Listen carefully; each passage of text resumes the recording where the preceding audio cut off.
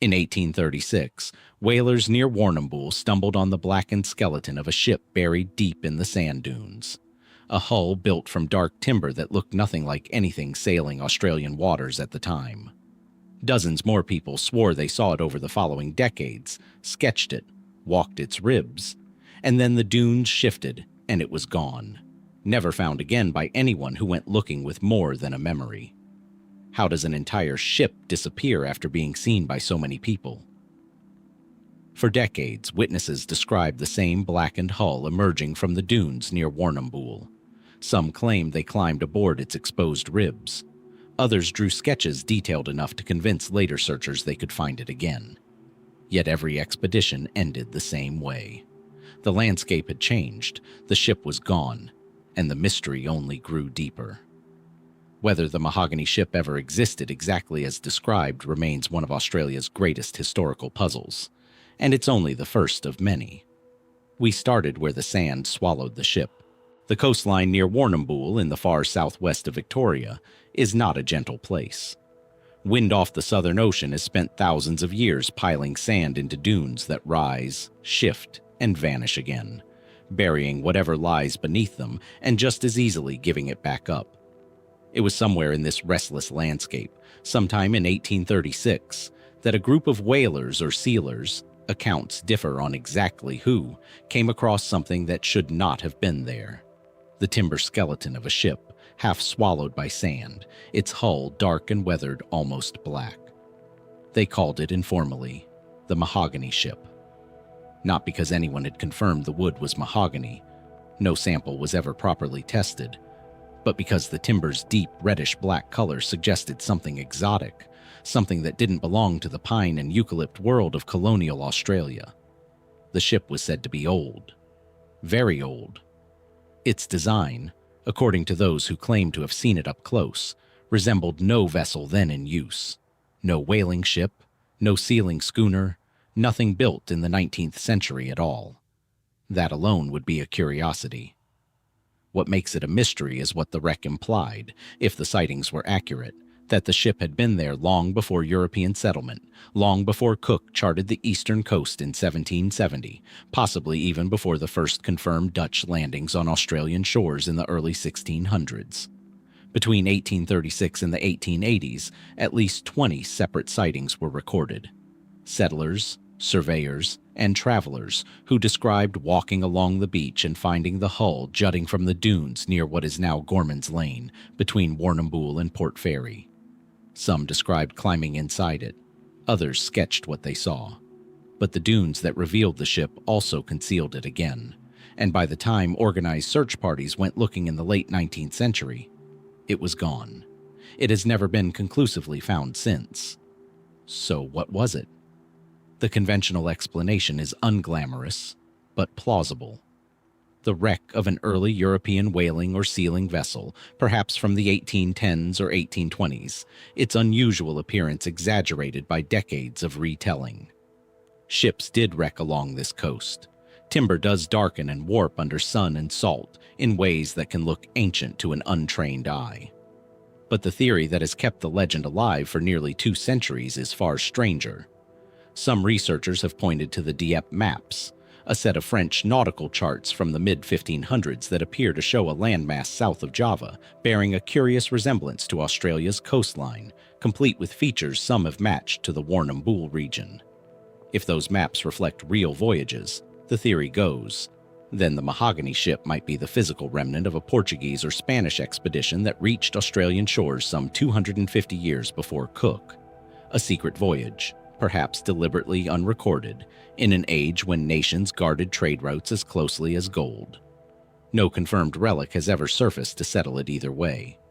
Searches funded by historical societies, government grants, and private enthusiasts have combed the dunes with ground-penetrating radar and old-fashioned shovels alike, and each has come back empty. The sand that first revealed the wreck seems unwilling to give it up a second time. What remains is a coastline that looks, at first glance, like any other stretch of Victorian shoreline. Grass-topped dunes, wind, the steady sound of the Southern Ocean. And yet generations of people have stood on that beach and wondered whether, Somewhere beneath their feet lies proof that Australia's history began centuries earlier than anyone has been able to prove. Was it ever really there at all? And if it was, what became of the people who built it? Leave the southern coastline behind. Trade the sound of the Southern Ocean for silence.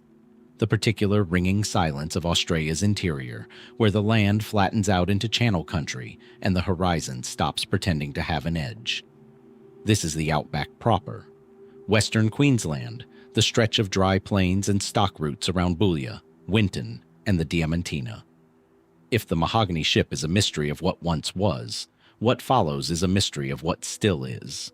Something seen, reportedly, as recently as last year, and as far back as anyone can remember asking. They call it the Min Min Light.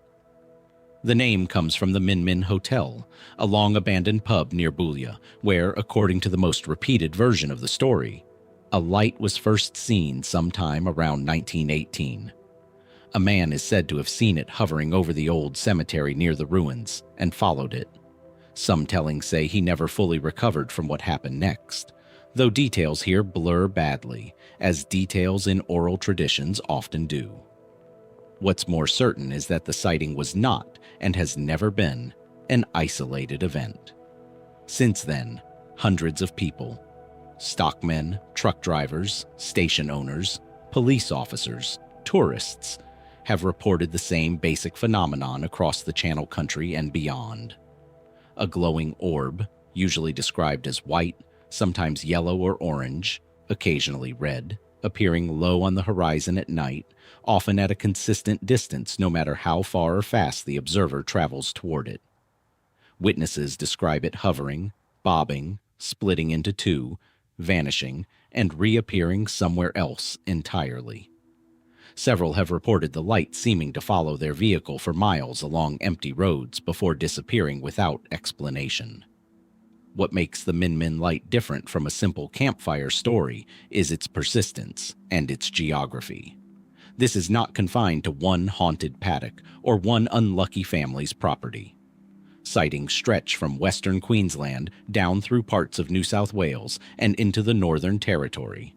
An enormous, sparsely populated stretch of country where witnesses, separated by decades and hundreds of kilometers, describe strikingly similar experiences, often without having heard of each other's accounts.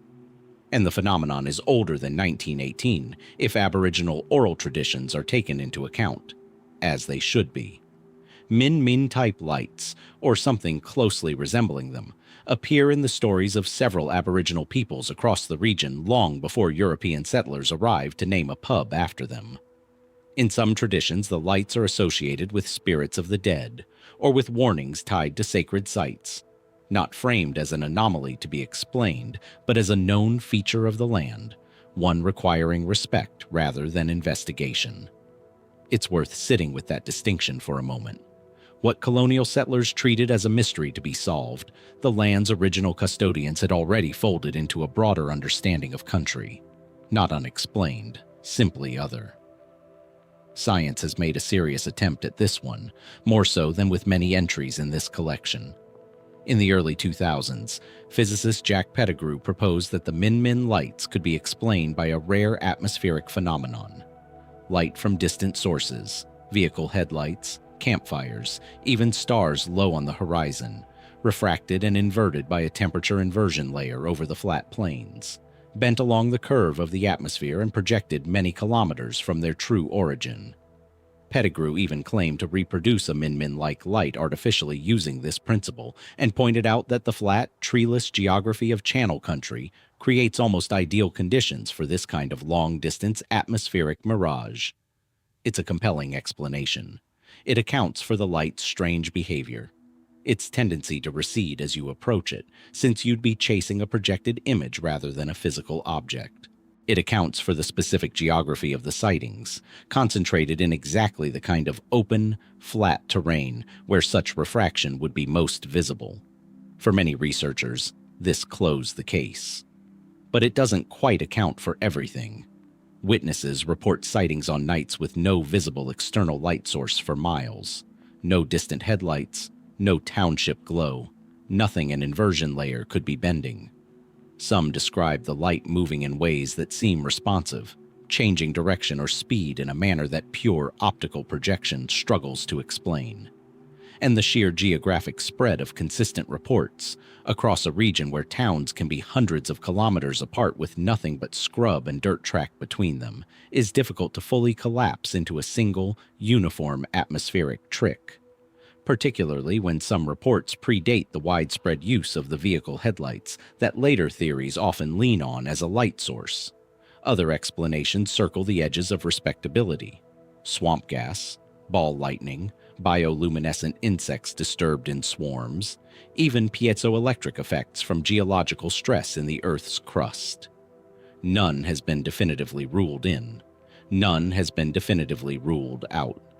What remains, after more than a century of sightings, is a light with no fixed source, no consistent explanation, and no sign of stopping. Truckers on the Diamantina developmental road still radio each other about it.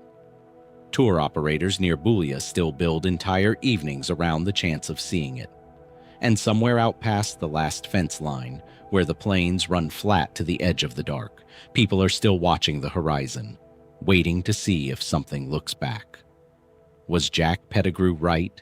And is this simply light bent by air pressure and geography into something that only looks alive?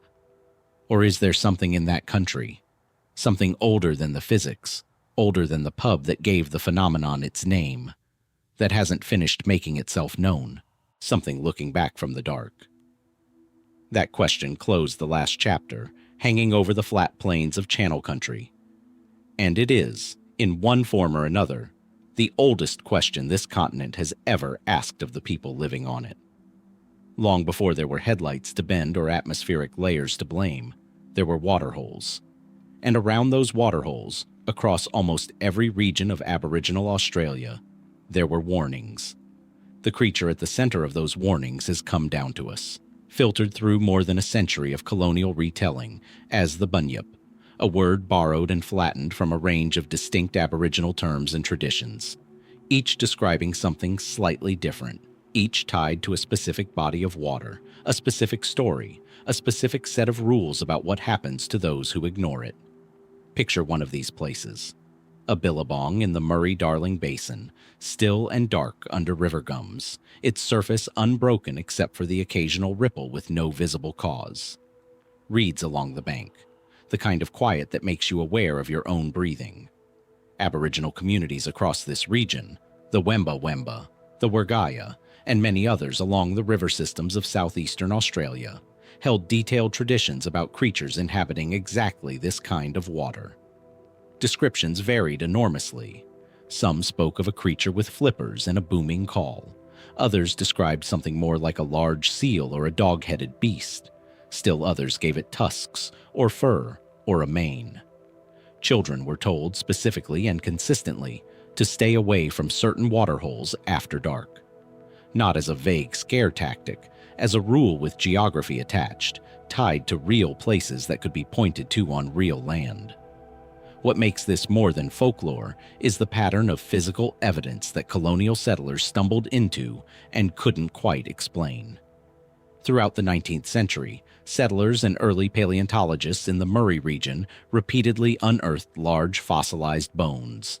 Some later identified as belonging to extinct megafauna like Diprotodon, a rhinoceros-sized marsupial that vanished from the Australian landscape somewhere around 40,000 years ago, well within the span of human habitation on this continent.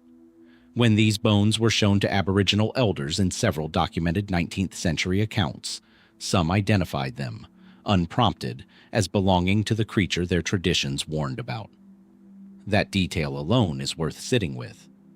If oral traditions describing an animal matching, at least in outline, an extinct megafaunal species had been passed down across hundreds of generations, accurately enough that elders recognized its bones on sight, it would mean something remarkable about the depth and durability of Aboriginal oral history. A memory stretching back not centuries, but tens of thousands of years, further than almost any other continuous oral tradition on Earth is generally credited with reaching. Mainstream explanations exist, and they are not unreasonable. Some researchers have proposed that reports of Bunyip-like creatures may derive from genuine encounters with now rare or vanished native animals, bull seals that occasionally traveled far upriver, or the bellowing call of the bittern, a nocturnal wetland bird whose booming mating call was, and still is, mistaken for something far larger moving unseen through the reeds.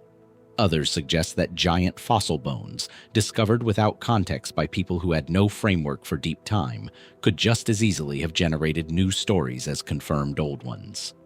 That the identification worked backward, the bones producing the legend rather than the legend predating the bones. Both explanations are plausible. Neither fully accounts for the specificity and consistency with which distinct, geographically distant Aboriginal groups, with limited contact between them, independently described creatures with overlapping features tied to permanent bodies of water, nor for the fact that early colonial newspapers throughout the 1840s and 1850s carried numerous settler accounts of their own strange encounters at these same waterholes, described by people with no exposure to Aboriginal tradition and no reason to invent a shared story. What is not in dispute is what happened to these traditions afterward. As colonization fractured Aboriginal communities, displaced them from country, and severed the transmission of law and story from elder to child, the specific localized Bunyip traditions, tied to particular waterholes, carrying particular warnings, embedded in particular songlines, began to disappear. What survives in the popular imagination today is a flattened, cartoonish version, a single, generic Bunyip, stripped of the geography and law that once gave it meaning, a word children now associate with picture books rather than a real body of water their grandparents were told never to swim in after dark. That loss may be the deeper mystery here, not what the creature was, but how much of the knowledge surrounding it has already gone, unrecorded, with the generations who held it. Every fluent account, every precise regional distinction, every waterhole with its own specific rule, represents a thread of testimony stretching back further than almost any written record on this continent. Some of those threads have already been cut for good. So the question is not simply whether something moved beneath the surface of those still reed-lined waters. It's whether we will ever know enough of what was once known to even ask the right version of that question, or whether the Bunyip, in its truest and most specific forms, has already slipped back under the surface for good, taking its waterhole and its warning with it. Follow the river systems north and west, away from the reed-lined billabongs of the Murray-Darling, up past the red heart of the continent, until the land itself changes character entirely.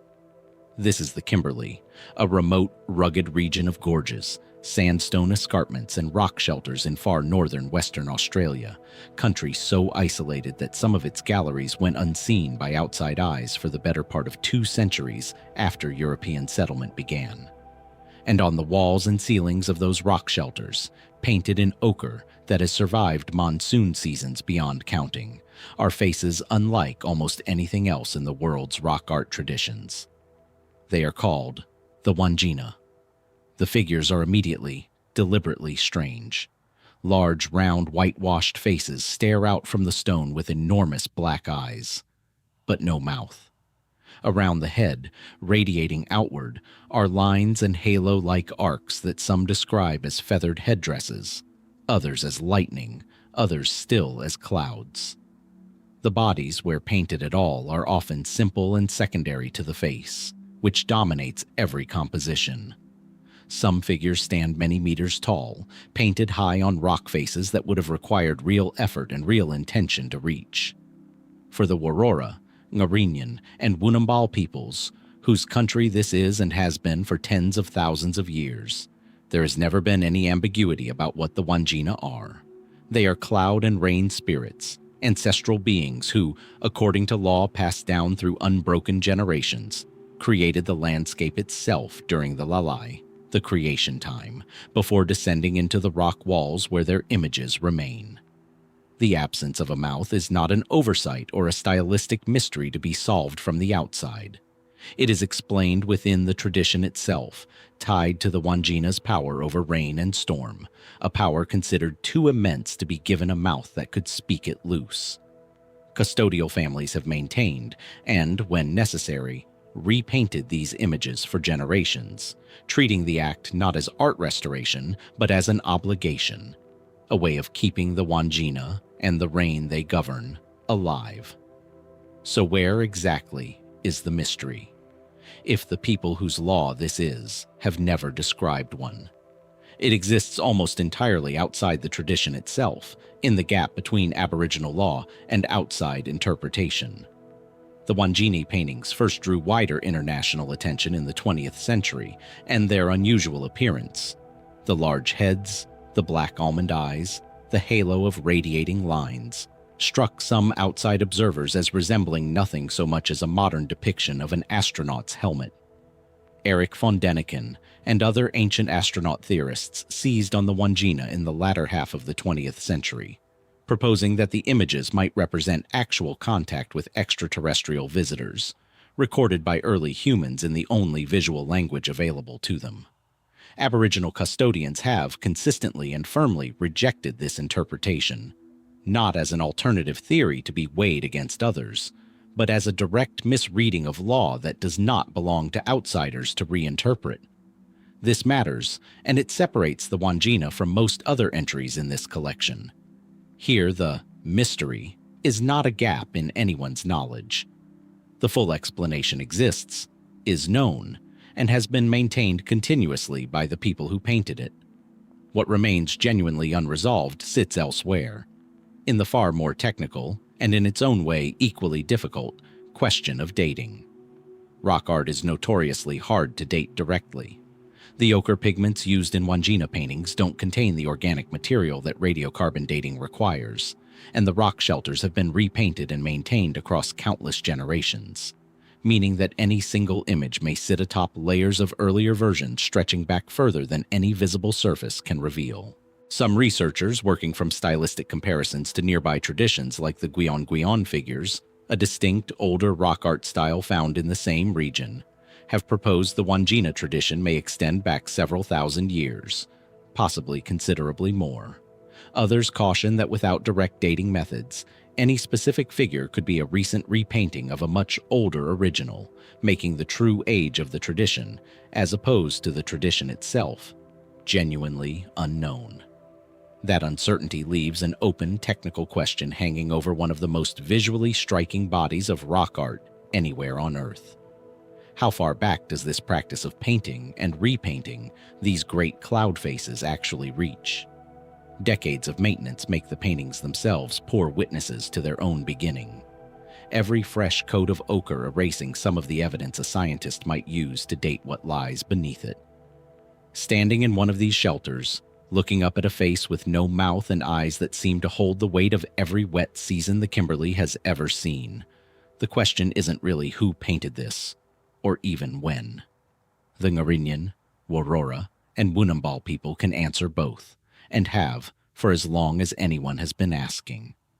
The real question is, how far back into the region's 50,000-year human history this act of renewal, painting, weathering, repainting, actually stretches, and whether the earliest hand to touch that rock left anything behind that science will ever be able to find. Lift your eyes from the rock. The same hand that pressed ochre into stone in the Kimberley, generation after generation, also looked up. Because long before any image was painted on any wall, the oldest stories in this collection were already being told in the night sky, and told, as it happens, from one end of this continent to the other.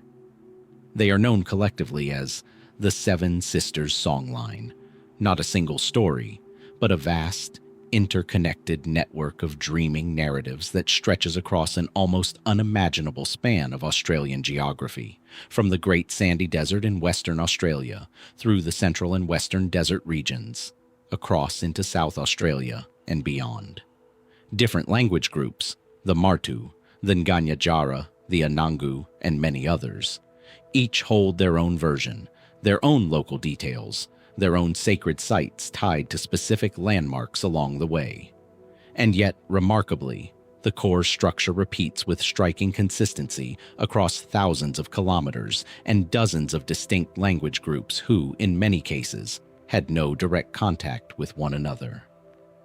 The broad shape of the story: a group of sisters fleeing a pursuing figure, often identified as a man named Wati Niru, associated with dangerous or inappropriate desire, travel across the landscape, shaping the land as they go, before eventually escaping into the sky, where they become the star cluster known to Western astronomy as the Pleiades.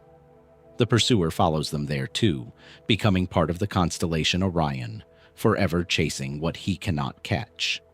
The chase itself, retold in different local details across the desert, is mapped onto real physical geography, specific waterholes, rock formations, and sacred sites that correspond to particular moments in the sisters' flight, forming a continuous songline that could, in principle, be walked from one end to the other by someone who knew every verse. What makes this more than a shared myth is the function the songline actually served, and still serves. This was never simply a story told for its own sake. It operated as a navigational system, encoding the location of waterholes and safe travel routes across some of the most unforgiving desert country on Earth, information that could mean the difference between survival and death for anyone crossing it. It carried law. Rules about marriage, about appropriate and inappropriate relationships, expressed through the pursuer's transgression. And it operated as an astronomical record, tracking the seasonal rising and setting of the Pleiades with an accuracy that anticipated the group's movements around the desert according to when specific foods became available. Here is where the mystery deepens, and where mainstream astronomy has, cautiously, started paying close attention. The Pleiades are visible to the naked eye as a tight cluster of stars, and most casual observers, asked how many they can count, will say 6. 6 is also the number most Western star charts traditionally labeled, since the 7th star sits at the edge of unaided visibility for most people. And yet the story is not the 6 sisters. Across dozens of Aboriginal language groups, separated by vast distances and minimal contact, the number of sisters is consistently given as 7, matching a star that professional astronomers have confirmed does exist in the cluster, just at a brightness that makes it genuinely difficult to see without exceptional eyesight or dark, unpolluted skies. Some researchers have proposed a more unsettling possibility, that the songline may preserve a genuine memory of a time when the 7th star was easier to see, encoding, in story form, a subtle change in stellar brightness over a timescale that would place the songline's origins at an almost unthinkable age, deep in the tens of thousands of years, far beyond what oral tradition is generally assumed capable of preserving. Others take a more measured view, suggesting the 7th sister may instead be explained by exceptionally acute traditional eyesight, honed by desert conditions and dark skies free of any artificial light, without requiring the story itself to be quite that ancient. Both explanations remain live. Neither has been settled. What is not contested is the songline's function as a working system of knowledge, still actively maintained by custodians today, still taught, still walked in ceremony, still used to teach law to new generations exactly as it always has been. In 2017, a major exhibition brought together artists from communities along the entire length of the songline, and what struck many outside observers was not the difference between regional versions of the story, but the coherence, the sense of a single vast text, composed over who knows how long, sung across a continent by people who had, in most cases, never met. So the question the sky itself seems to ask, on a clear desert night with the Pleiades hanging low and close together above the horizon, is the 7th sister a story about eyesight, or a story about memory? A piece of testimony older than most of what human civilization elsewhere has managed to write down at all. And if a song can hold a star's true number across 60,000 years of telling, what else, carried the same way, might still be waiting to be properly heard? The songs of the 7 sisters had already been sung for tens of thousands of years, unbroken, by the time a Prussian naturalist named Ludwig Leichhardt first set foot on Australian soil in 1842. A newcomer, by any measure, to a continent whose oldest stories were already older than most of the world's written history. 6 years later, he would vanish into that same continent so completely that not one confirmed trace of him has ever been found. Leichhardt was, by 1848, already a minor celebrity of colonial science. In 1844 and 1845, he had led an extraordinary overland expedition from the Darling Downs in Queensland all the way to Port Essington on the northern coast. Nearly 4,800 kilometers of previously uncharted country, completed against most expectations, including his own party's. He returned to Sydney to something close to a hero's welcome. It gave him and the colony's scientific establishment real confidence in his next and far more ambitious plan, a west-to-east crossing of the entire continent from the Darling Downs to the Swan River settlement near present-day Perth, an attempt to traverse nearly the full width of Australia through country almost entirely unknown to colonial mapmakers. On the 3rd or 4th of April 1848, even the exact date is disputed, Leichhardt departed from a property called Cogoon on the Condamine River with a party of 6 other men, including at least one Aboriginal guide, along with a substantial train of horses, mules, and bullocks. He sent one final letter back from a station on the Darling Downs, dated early April, confirming the party was healthy, well provisioned, and about to head west into the unmapped interior. After that letter, nothing. No further confirmed communication, no confirmed sighting by any credible witness, no campsite conclusively identified, no member of the party ever definitively accounted for, alive or dead. An entire expedition, 7 men and dozens of animals, walked into the Australian interior, and as far as the historical record is concerned, simply ceased to exist. The search that followed was one of the longest in Australian colonial history, stretching across decades and encompassing more than a dozen separate expeditions, some organized specifically to find Leichhardt, others incorporating the search into broader exploration of the continent's interior. Isolated clues surfaced over the years, tantalizing and never conclusive. In 1852, reports circulated of a white man living among Aboriginal people in the interior, never substantiated. Decades later, in the 1870s and 1880s, explorers and settlers in Central Australia reported finding trees marked with the letter L, along with occasional fragments. A brass nameplate here, a gun barrel there, horse bones in another location, none of which could be reliably tied to Leichhardt's party with certainty, and several of which were later disputed or discredited entirely. The mainstream explanation, and the one most historians ultimately settle on, is grim but unremarkable by the standards of 19th century exploration. The party likely perished from a combination of starvation, thirst, disease, or conflict somewhere in the harsh interior. Their remains scattered or destroyed by the same unforgiving conditions that claimed them, in country so remote that a search party could pass within a few kilometers of their final campsite and never know it. But the total absence of any confirmed physical evidence across more than 175 years and an extraordinary number of search efforts has left room for more speculative theories to persist. Some researchers have proposed that the party may have split up or fundamentally changed course, wandering far from their intended route in a desperate search for water, meaning the search efforts of the following decades were aimed at entirely the wrong stretch of country. Others have pointed to the possibility of conflict with Aboriginal groups whose land the expedition crossed without permission or understanding of local law, a plausible and historically documented risk for colonial expeditions of this era, though one that remains unproven in Leichhardt's specific case. A small number of more fringe theories have suggested the marked L trees represent evidence of survivors living for years, even decades, deep in the interior, though no such survivor or their descendants have ever been conclusively identified.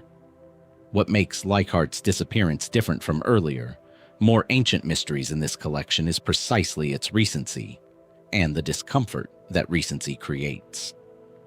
This did not happen in some pre-literate past where the absence of records is expected.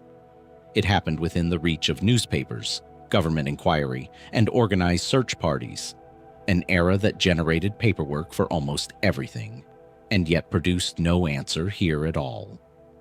More than a century and a half later, the Australian interior that swallowed Leichhardt's expedition has been mapped, surveyed, and crossed many times over.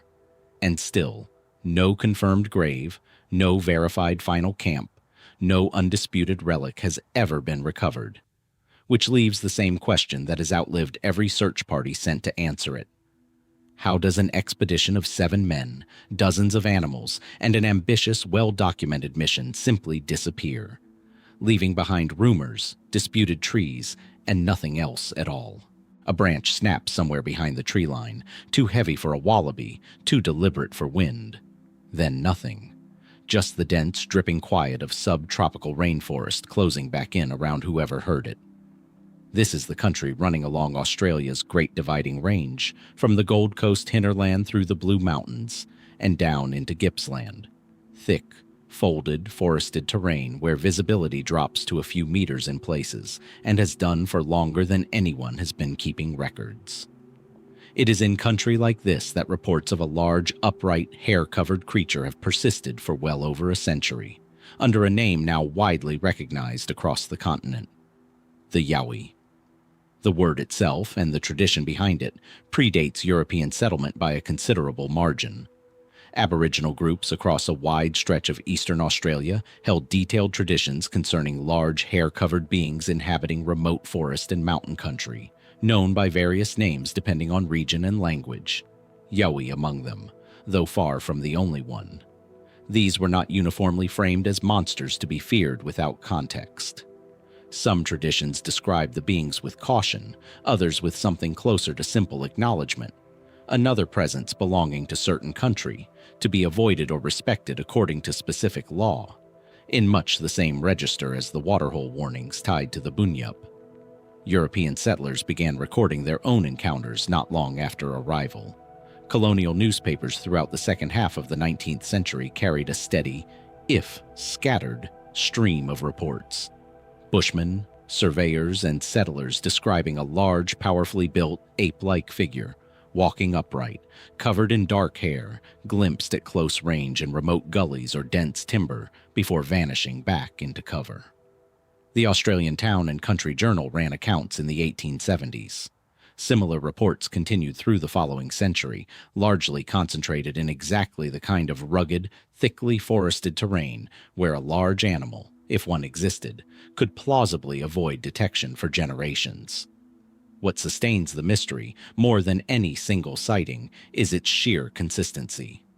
Independent witnesses across more than a century, separated by vast distances and no shared knowledge of each other's accounts, describe a strikingly uniform set of details. Significant height, often estimated well above 2 meters. A powerful, muscular build. Dark, shaggy hair covering most of the body. A strong, unpleasant odor reported in a notable proportion of close encounters. And perhaps most distinctively, a deep, guttural vocalization, unlike anything attributed to known Australian wildlife.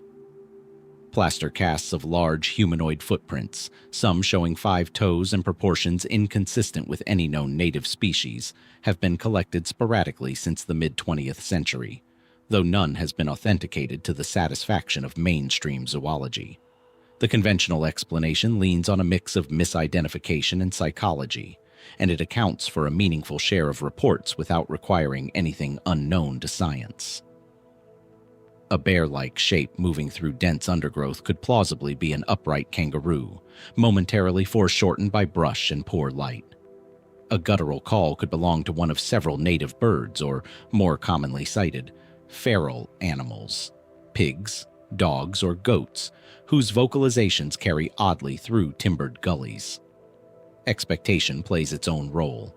Once a region acquires a reputation, ambiguous shapes and sounds tend to get sorted into the category already primed by local storytelling. That explanation, however, sits less comfortably with the reports involving direct, close-range, well-lit encounters. Sightings by trained observers, including several off-duty police officers, and, in at least one frequently cited case from the 1970s, a group of scouts and their leaders near Springbrook in Queensland who independently described the same creature crossing their path at close distance in daylight.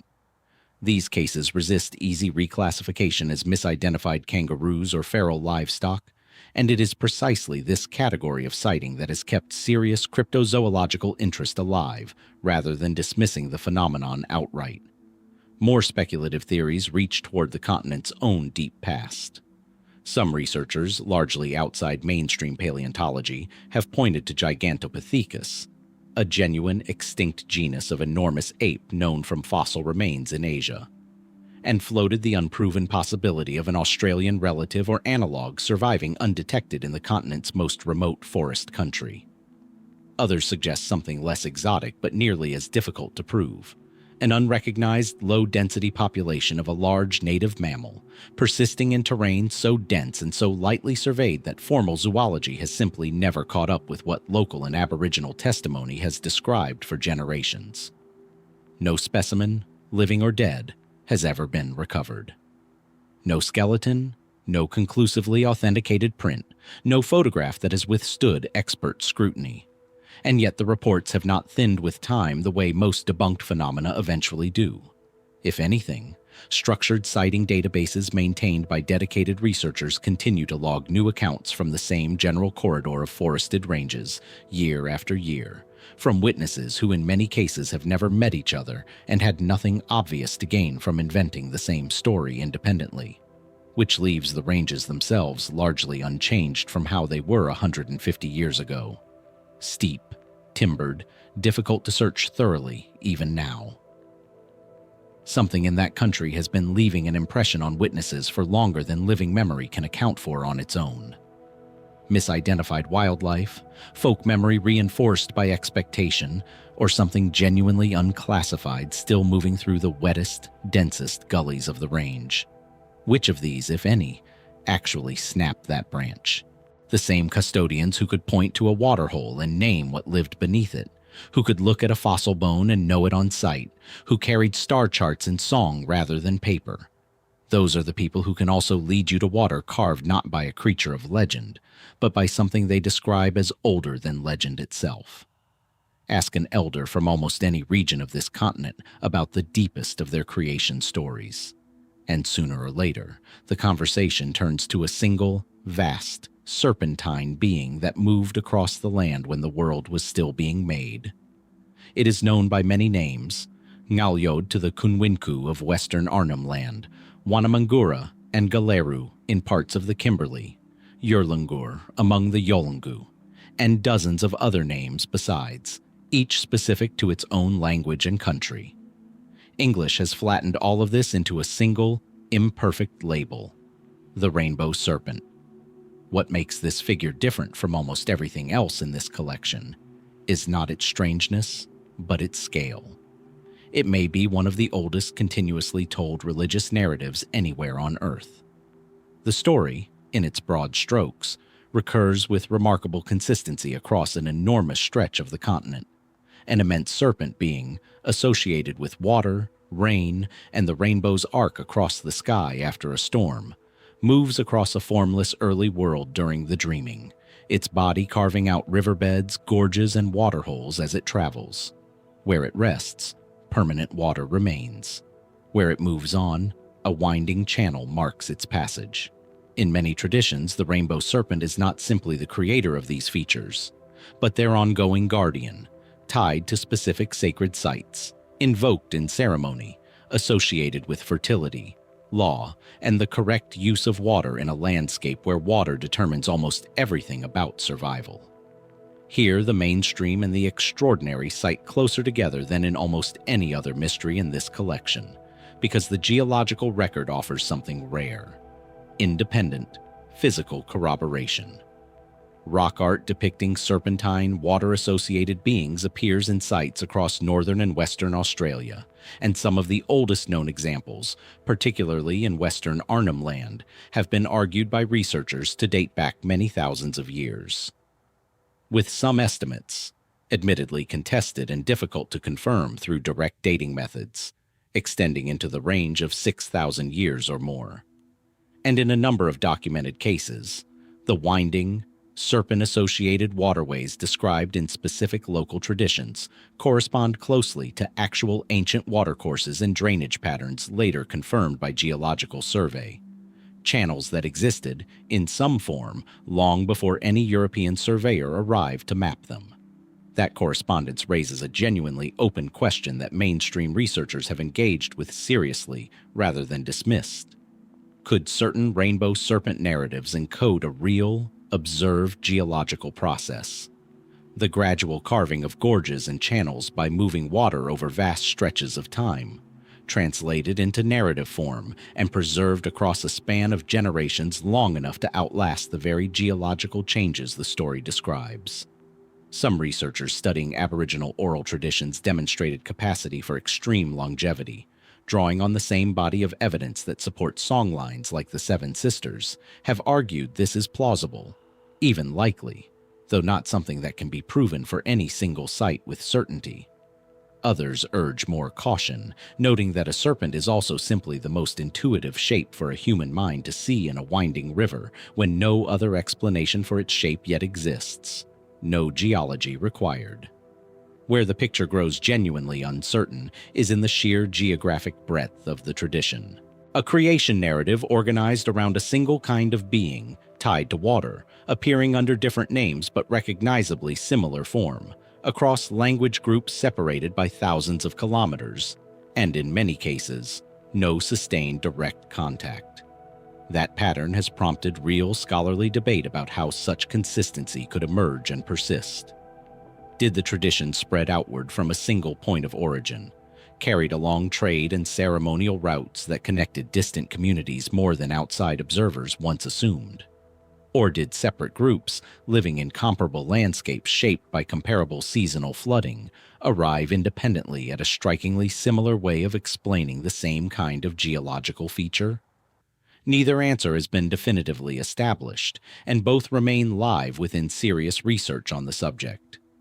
What is not in question is the age and endurance of the belief itself, nor the fact that it continues, in the present day, exactly as it always has. Invoked in ceremony, painted on rock and bark, taught to new generations as both sacred law and practical knowledge about water in a dry continent. Every gorge the rainbow serpent is said to have carved still exists, can still be walked, still holds water in the dry season precisely where the stories say it will. So when a geologist and an elder stand at the same winding gorge and each offer an explanation for how it came to look the way it does, are they describing two different things? Or one and the same event, remembered by one in millennia and confirmed by the other in core samples? And if the memory came first, what does that suggest about how much of this continent's deep past has survived, disguised as myth, waiting for the right kind of evidence to catch up with it? It's worth pausing here before going further to notice something this collection keeps returning to. Knowledge that outsiders call myth is, again and again, turning out to be a system: navigation, law, ecology, astronomy, geology, all folded into story and carried by memory instead of paper. That pattern reaches its most concentrated form in the figures responsible for holding and protecting that knowledge in the first place. Across Aboriginal Australia, they were known by many names. English settlers, groping for a translation, called them the clever men. The term itself undersells what the role actually was. Known variously as Ngangkari among the Anangu of Central Australia, or by other region-specific names elsewhere on the continent, these individuals occupied a position that combined, in ways unfamiliar to European categories, the roles of doctor, lawkeeper, ceremonial leader, and something closer to what outside observers, often uneasily, called sorcerer. Their training was long, rigorous, and closely guarded, often beginning in childhood, continuing for years under the instruction of senior practitioners, involving the memorization of an enormous body of ecological, medicinal, legal, and ceremonial knowledge specific to their country. Some of what they did is well documented and entirely explicable by conventional means. An intimate, practical understanding of native plants and their medicinal properties, passed down and refined over an immense span of time, allowing for the treatment of wounds, illness, and injury with a level of pharmacological sophistication that early colonial doctors, when they bothered to pay attention at all, sometimes grudgingly admitted was effective. This alone would justify the title. But it is not where the mystery in this chapter sits. Colonial records, missionary journals, and, more significantly, 20th century anthropological fieldwork conducted by trained skeptical outside observers contain a persistent recurring category of accounts that resist easy dismissal. Multiple ethnographers, working independently across different decades and different regions, documented cases of clever men reportedly demonstrating knowledge of distant events. A death, an approaching stranger, a change in circumstance far beyond the reach of ordinary observation or the fastest available means of communication at the time. Information that was later confirmed accurate, sometimes well before any conventional method could plausibly have delivered it. The anthropologist A.P. Elkin, who conducted extensive documented fieldwork on these traditions through the mid-20th century, treated such accounts with unusual seriousness for his era, neither endorsing them as proof of the supernatural nor dismissing them outright as fraud or coincidence, choosing instead to record them carefully as a genuine feature of the belief systems he was studying, and in several of his own written accounts, as something he personally struggled to fully explain away. That refusal to dismiss, from a trained academic operating within a skeptical Western framework, is itself part of what has kept this subject taken seriously in anthropological literature rather than filed away as simple folklore. The conventional explanation leans on the demonstrated power of close observation, oral communication networks, and cold reading. Aboriginal communities maintained sophisticated, fast-moving systems of message passing across country, using smoke signals, message sticks, and relay runners capable of covering long distances quickly. A genuine communication infrastructure that could plausibly account for a clever man appearing to know about a distant event before an outsider assumed such knowledge was possible. Add to this a lifetime of trained observation of subtle physical and behavioral cues, and a significant portion of these accounts become explicable without requiring anything beyond exceptional skill. What resists that explanation, at least fully, is the specific texture of certain recorded cases. Instances where the geography or timing involved appears to rule out even the fastest known relay systems, or where the knowledge demonstrated concerned something with no obvious observer anywhere along the chain of transmission. These cases remain a minority within the broader record, but they are consistently the ones that trained ethnographers, otherwise committed to conventional explanation, have been most reluctant to fully close the file on. There is also a deeper layer here that this collection has to be honest about. This is not strictly a closed historical mystery in the way a lost ship or a vanished expedition is. Ngangkari and related traditions are living practices. In parts of Central Australia today, traditional healers continue this work, and in recent decades some have begun collaborating, cautiously and on their own terms, with Western medical institutions. A living tradition still operating, still being practiced, its methods still not fully mapped onto anything Western science has a name for. Which leaves this chapter, unlike almost any other in this collection, without the comfort of distance.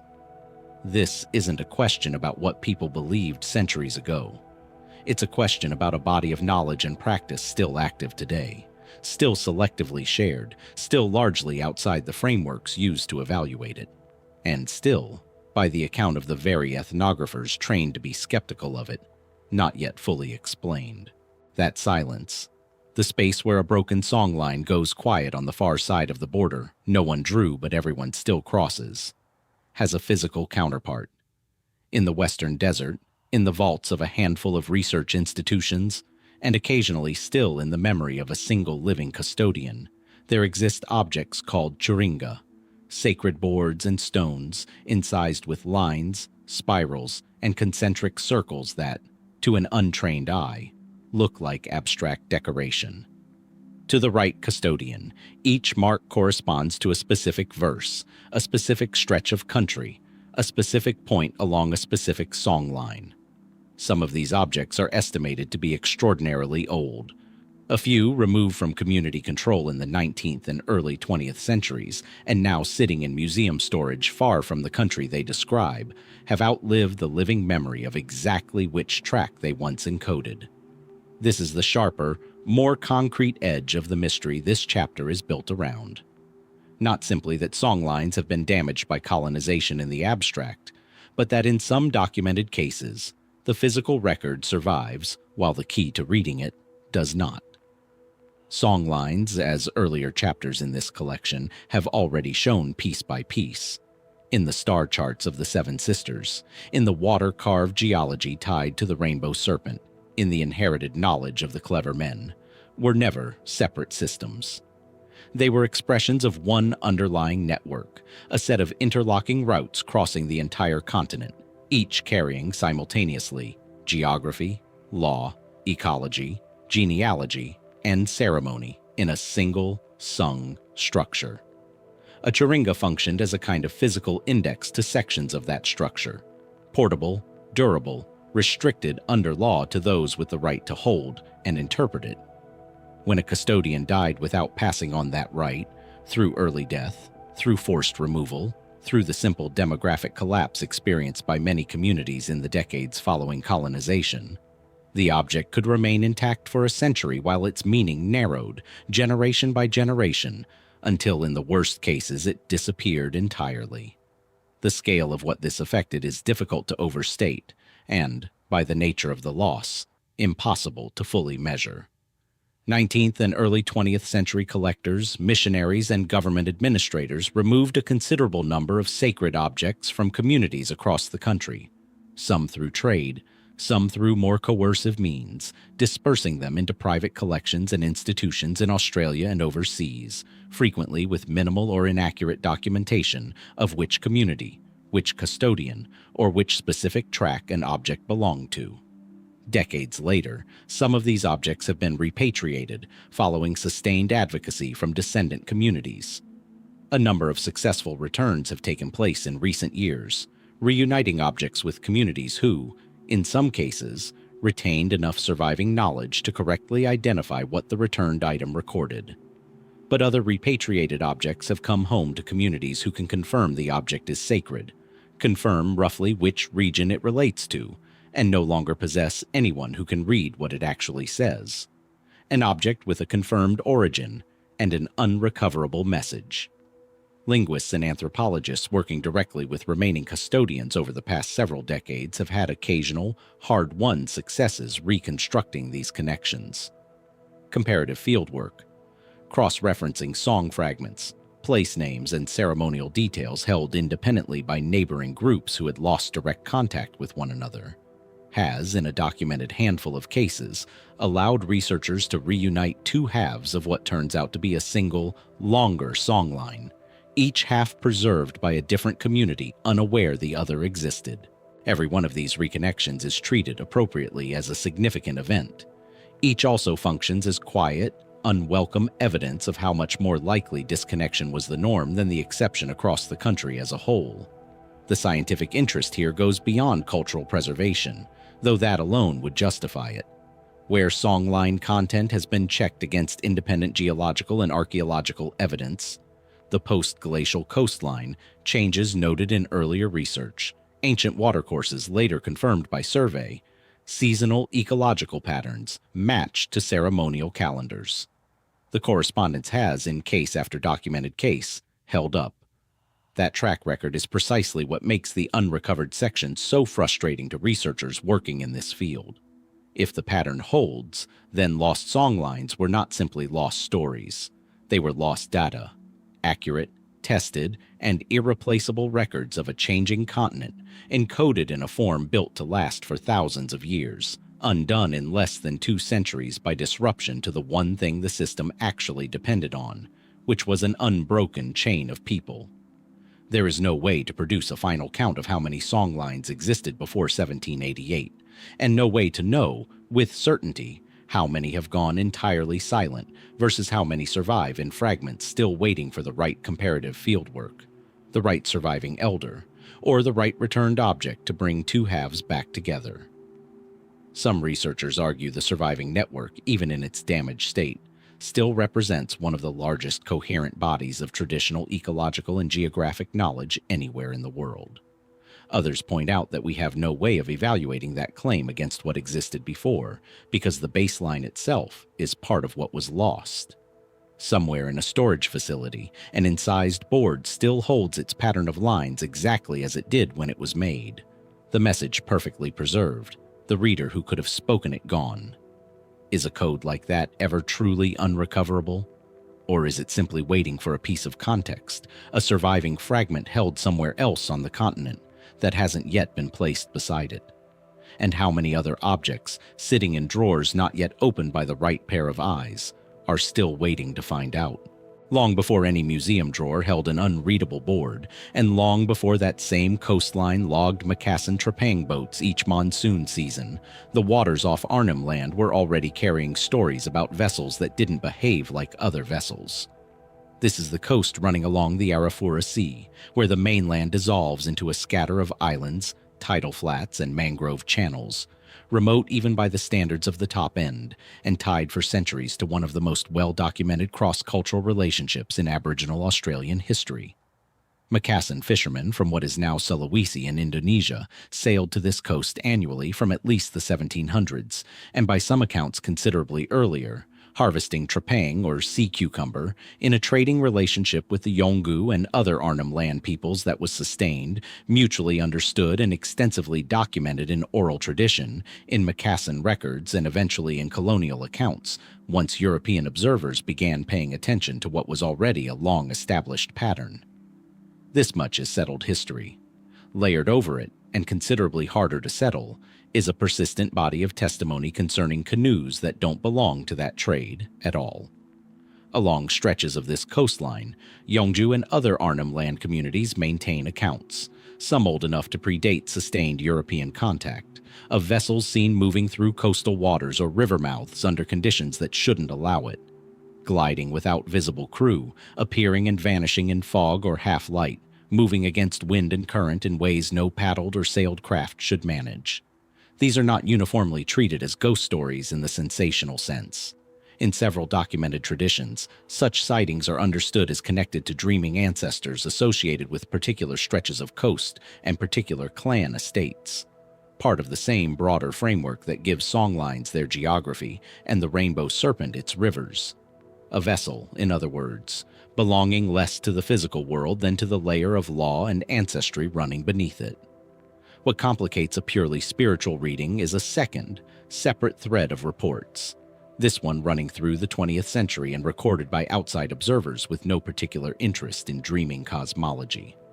Patrol officers, missionaries, and later, in a small number of cases, commercial and military personnel operating along this remote and lightly monitored stretch of coast noted sightings of unidentified small craft, moving at times and in locations inconsistent with the known patterns of Macassan trepangers, post-Federation fishing fleets, or wartime naval traffic.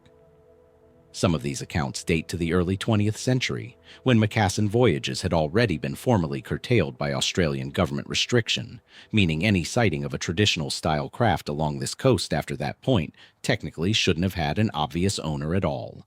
The conventional explanation absorbs a good portion of these reports without much difficulty. This coastline has, across more than 2 centuries, hosted an unusually dense and complicated traffic of vessels. Macassan trepangers before formal restriction, illegal or unofficial fishing incursions after it, wartime patrol and reconnaissance activity through the 1940s, and in more recent decades, unauthorized foreign fishing boats operating in Australian waters far from any port that could log them. Fog, isolation, unreliable communication, and the sheer remoteness of the region make misidentification and simple absence of official record a thoroughly reasonable explanation for a large share of sightings. A real boat, doing something nobody was positioned to properly document, later folded into a broader pattern of unexplained canoe sightings simply because no paperwork survived to explain it. That still leaves a smaller, harder residue. Some reports describe craft of a design that doesn't cleanly match either traditional Macassan trepang vessels or any documented local Aboriginal watercraft, details of hull shape, or of a silhouette moving without the expected sound of paddles or sail, noted by witnesses with direct practical experience of what both kinds of boats actually looked and sounded like on that water. A small number of Yolngu accounts describe repeated sightings at specific locations, tied to specific ancestral narratives, spanning multiple generations of the same family. testimony less easily filed away as an isolated case of fog and misidentification, given how tightly it's bound to a specific place and a specific inherited account of what that place means. Between these two poles, ancestral vessels moving through country as an expression of continuing dreaming presence, and unexplained but likely mundane craft moving through one of the least surveilled coastlines in the country, sits an uncomfortable amount of genuine uncertainty, made worse by geography itself. This is not terrain that lends itself to easy investigation. Tidal flats shift. Mangrove channels obscure sightlines. Communities along this coast are widely dispersed, and outside researchers, aviation and shipping traffic remain thin on the ground even now, meaning that whatever moves along this water largely does so unwitnessed by anyone positioned to record it properly, then or now. What the record does support, without much argument, is that something has been seen here by multiple kinds of witnesses across multiple generations, under conditions each group of observers has found genuinely difficult to explain within their own framework. Yolngu custodians working from law and ancestry, colonial patrol officers working from logbooks and known shipping routes, neither fully resolving what the other reports. So the question this coastline leaves behind, more than most. When a canoe moves across still water with no visible hand at the paddle, is it moving through the present, carrying cargo or a crew this record simply failed to log? Or is it moving through something older than the present altogether, a shape belonging to the same layer of country that carved the Rainbow Serpent's rivers and sang the Seven Sisters into the sky, still making its rounds along a coast that has never entirely stopped watching for it, a shape moving without a visible hand at the paddle? That's where the last chapter left the water. Turn now to something that traveled by hand alone, deliberately, over enormous distances, and yet is arguably even less understood today than the ghost canoes of the Arnhem coast. A short length of carved wood, incised with notches, lines, and geometric patterns, carried for hundreds of kilometers by a single messenger walking or running between communities who, in many recorded cases, shared no common spoken language at all.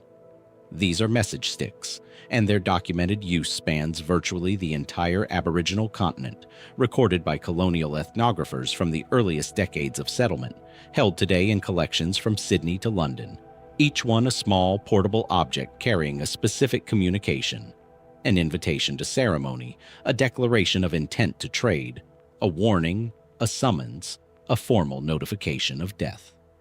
19th century observers recorded numerous instances of a messenger arriving in unfamiliar territory, presenting a stick to a receiving party, and having its meaning correctly understood despite no shared verbal language between sender and receiver.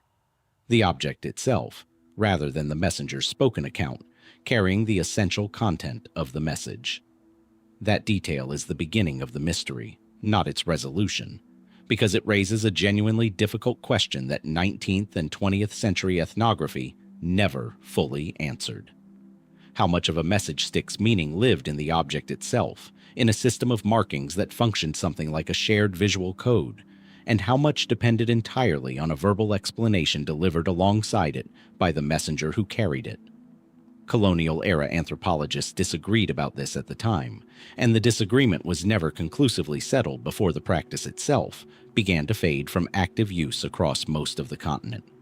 The conventional, better-supported view holds that message sticks function primarily as mnemonic aids, and, just as importantly, as a kind of physical credential. Proof that the messenger genuinely represented the sending party and hadn't invented the message themselves, with the specific notches and patterns serving to jog the messenger's memory of a longer verbal message they had been taught to deliver, rather than encoding the full content independently. Under this reading, a stick without its messenger is largely unreadable, not because the code is lost, but because there was never a complete code inscribed on the wood alone to begin with. The meaning always lived jointly in object and voice together. But a smaller, more persistent body of 19th century colonial testimony complicates that tidy resolution. Several documented accounts describe sticks being correctly interpreted, at least in general character, by a receiving party with no accompanying verbal explanation at all. A messenger delayed, injured, or unable to speak the receiving group's language beyond the most basic gestures. And yet the essential nature of the message, whether an invitation, a warning, or news of a death, apparently understood from the object's markings, well enough to prompt an appropriate response. If accurate, these accounts suggest that at least some regional systems carried more independently legible information in their carved patterns than the primarily mnemonic aid theory would predict. Something closer to a genuine shared symbolic vocabulary, even if a limited one, rather than pure personal memory cues, meaningless to anyone but the messenger who cut them. The trouble is that almost none of this can now be tested with any rigor. Message stick use declined sharply through the 20th century, disrupted by many of the same forces already described elsewhere in this collection. Displacement from country, suppression of language and ceremony, the deaths of senior knowledge holders without documented successors trained in the specific regional systems they carried. Colonial collectors gathered a substantial number of physical message sticks into museum collections, often with minimal or no record of what any individual stick actually said, who sent it, or what its specific markings meant to the community that made it.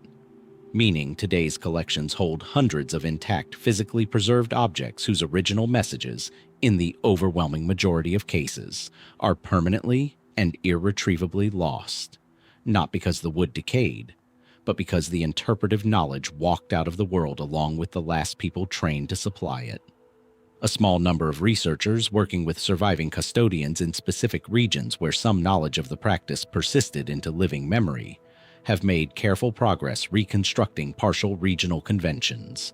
Certain recurring notch patterns, for example, consistently associated across multiple sticks from the same area with specific message categories like death notification or ceremonial invitation.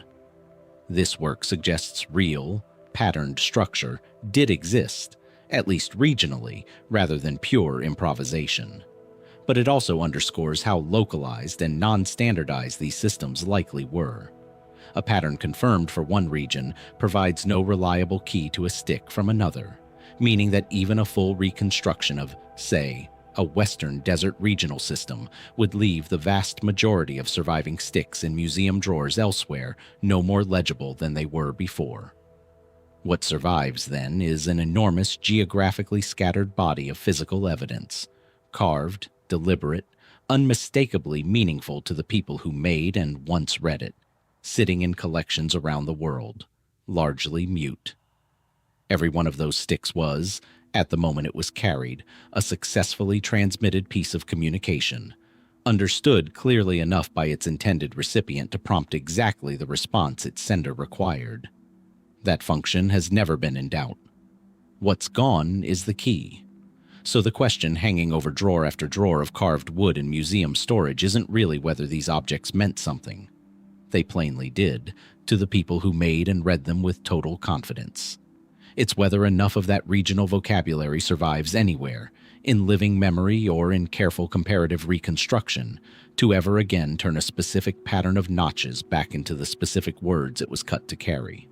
Or whether, for most of these sticks, the message reached its recipient once, centuries ago, and has been silent every day since.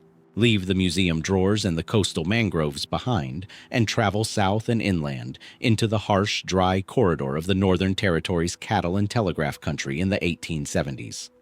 A landscape of red earth, mulga scrub, and brutally long distances between reliable water, where the newly strung overland telegraph line had only just begun to stitch the continent's isolated north to the rest of colonial Australia.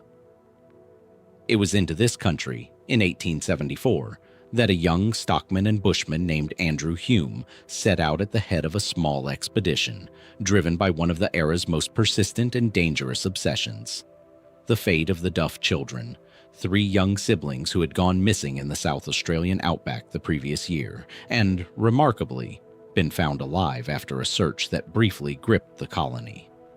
Hume's expedition wasn't chasing the Duffs specifically. That mystery had already been resolved. But it was born from the same restless colonial appetite for finding the unfound, for succeeding where earlier search parties either failed or simply hadn't gone far enough. Hume, By most surviving accounts, a capable but volatile and somewhat reckless bushman organized a small party and set out into the interior with ambitions that, depending on which fragmentary record you credit, ranged from prospecting and exploration to a more specific search for missing persons or lost stock in country that had swallowed earlier travelers without explanation. What is agreed upon by historians is thin, and that thinness is itself part of the mystery. Hume's party departed into the interior in 1874, poorly resourced by the standards even of an era not known for generous provisioning, and simply failed to return on any expected timeline. No confirmed sighting exists of any member of the expedition after a certain point in their route. The exact point itself disputed, since the party's intended course was never rigorously documented before departure. Search efforts were mounted, as they were for Leichhardt decades earlier and would be for other lost travelers throughout the colonial period. But this remote stretch of the territory, cut through with dry creek beds and vast stretches of waterless scrub, offered searchers little more purchase than the deserts further south had offered Leichhardt's searchers before them. Fragmentary evidence trickled in over subsequent years, in a pattern that will, by now, feel familiar to anyone who has followed this collection's earlier chapters. Isolated station owners and drovers reported occasional finds. A damaged piece of equipment here, an unverified skeletal find there, secondhand reports of Aboriginal groups describing an encounter with a party of white men matching a rough description. None of it ever definitively tied back to Hume's specific expedition with the kind of certainty that would close the case. Hume's own reputation complicates the record further. By several colonial accounts, he was already known as an impulsive and sometimes unreliable figure, even before his final departure, which has left later historians uncertain how much weight to place on secondhand claims about his planning, his route, or even the true size and composition of his party, since surviving descriptions from different sources don't fully agree with one another. The conventional explanation for what happened sits comfortably alongside the fate historians generally assign to Leichhardt's party a few decades earlier and several hundred kilometers away. Death from thirst, exposure, or misadventure in genuinely lethal country, compounded by inadequate preparation, and an expedition leader whose reputation for recklessness may have been, in the end, entirely deserved.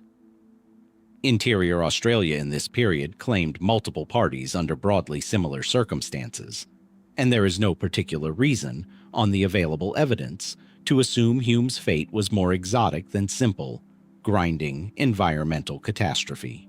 And yet, as with Leichhardt, the specific absence of any confirmed physical resolution, no located grave, no recovered remains conclusively identified, no final campsite anyone has ever been able to point to with confidence, has left room over the following century and a half for the story to be pulled toward less mundane explanations.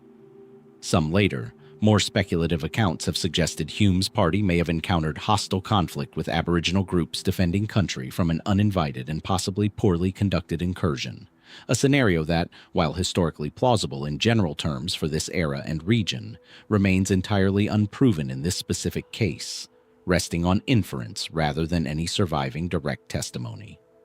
Others have floated the possibility that some members of the party may have survived far longer than assumed, living on in remote country under circumstances never reported back to colonial authorities. A theory that echoes almost precisely the unproven L-tree survivor speculation attached to Leichhardt's expedition, and rests on similarly thin evidentiary ground. What makes Hume's case distinct within this collection isn't the strangeness of any single detail. There isn't one dramatic piece of physical evidence here. No ochre painting or incised board, nothing as visually striking as a hovering light on the horizon. It's the sheer, almost procedural thinness of the record itself. An expedition whose exact size, exact route, and exact objective were never fully pinned down even by the standards of its own time. Swallowed by country that has, in the century and a half since, given back only fragments too ambiguous to assemble into any confident account of what actually happened. Which leaves the question sitting, largely unexamined by comparison to more famous colonial disappearances, at the edge of Australian exploration history. How many expeditions like Hume's, Smaller, less celebrated, less thoroughly documented from the outset, vanished into this same unforgiving interior, leaving behind not a clean mystery with dramatic clues, but simply an absence, thin and unresolved, waiting for a piece of evidence that may already have weathered past recognition somewhere out in that same red, waterless country. Away from any fire, away from any station light, the interior sky does something most modern eyes never get to see. It fills in completely, horizon to horizon, until the ground and the dark above it seem to belong to the same unbroken surface. It was under skies exactly like this, over the same red, waterless country that swallowed Andrew Hume's expedition without a trace, that generations of Aboriginal astronomers built one of the most detailed and functional bodies of sky knowledge anywhere in the world, long before any telescope existed to check their work.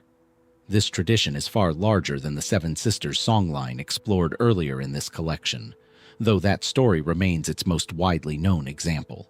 Across the continent, distinct language groups developed their own detailed, systematic bodies of astronomical knowledge. Not casual stargazing, but structured observation, passed down through ceremony and story, used to track time, predict seasonal change, and locate food sources with a precision that has only recently begun to receive serious attention from Western-trained astronomers. Some of this work is now well documented and genuinely remarkable on its own terms.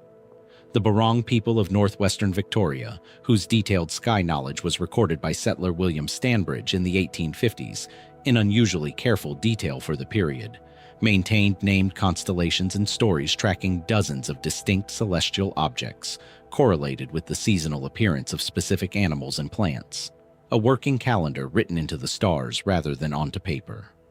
Among several Aboriginal groups, dark, dust-obscured patches of the Milky Way, rather than the bright stars themselves, form recognizable constellations. Most famously, the emu in the sky, a figure traced not by connecting points of light, but by reading the shape of the darkness between them, its position across the seasons tracking the emu's own breeding cycle and indicating, with real practical precision, when their eggs could be safely and productively gathered. That detail alone unsettles a common outside assumption about what primitive astronomy should look like. Reading meaning from darkness rather than light requires a specific, sustained kind of attention to the full structure of the night sky, not just its brightest features. And the fact that dozens of independent groups across the continent converged on broadly similar dark constellation systems, each adapted to local ecology, suggests a depth of systematic observation that early colonial ethnographers, when they noticed it at all, were rarely equipped to fully appreciate.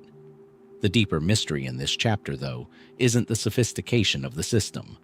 That much modern archaeoastronomy has increasingly confirmed and taken seriously. It's a smaller, stranger category of claims embedded within some of these traditions. Stories that appear to describe astronomical events with a level of specificity that, if taken at face value, would place their origin at almost unthinkable antiquity. Some researchers working with Aboriginal oral tradition have pointed to stories that appear to reference the formation of specific impact craters, changes in the visible night sky consistent with events documented in the geological or astronomical record, or descriptions that some have connected to genuinely ancient celestial phenomena.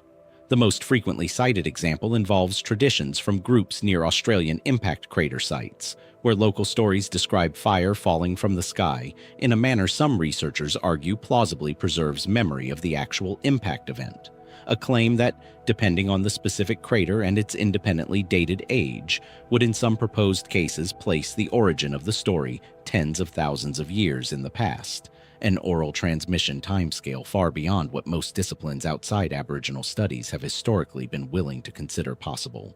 This claim deserves the same careful handling every genuinely open question in this collection has received. It is not settled. Mainstream archaeology and astronomy remain divided on how much weight such correlations can bear, given the practical difficulty of proving that a given story actually references a given ancient event, rather than describing something more recent, more symbolic, or coincidentally similar in shape. Skeptics reasonably point out that stories about fire falling from the sky could describe any number of things: meteor sightings within living memory, volcanic activity, or purely symbolic narrative content never intended as literal geological reportage in the first place. The correlation is suggestive. It is not proof. What tips this beyond simple skepticism, for a number of serious researchers in the growing field of indigenous archaeoastronomy, is the broader, now well-established pattern this collection has traced across several of its chapters.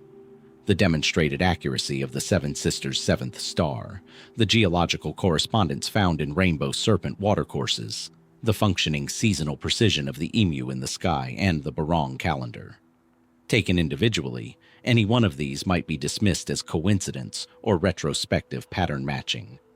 Taken together, they form a track record, a body of oral tradition that keeps checking out, case after independently verified case, against hard evidence from geology, ecology, and now, astronomy.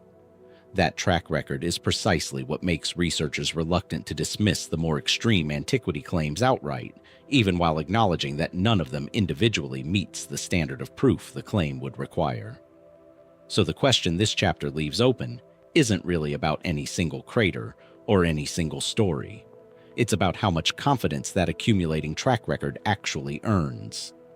If dark shapes traced in the Milky Way have tracked real emu breeding cycles for as long as anyone can determine, and if a star too faint for most eyes turns out to genuinely exist exactly where Seven Sisters said it would, then when the same tradition says fire once fell from that same sky and changed the land, how much of that claim is metaphor and how much of it is memory, waiting on a discipline that hasn't yet built the tools to tell the difference? Cross the water now. South, across the channel that separates the mainland from an island whose human history stretches back further than most of the mysteries already covered in this collection combined. Bass Strait, the stretch of sea dividing Tasmania from the rest of the continent, wasn't always there. For much of the last ice age, it was dry land, a corridor of hills and valleys connecting what is now an island to the mainland, crossed on foot by the ancestors of the Tasmanian Aboriginal peoples at least 40,000 years ago.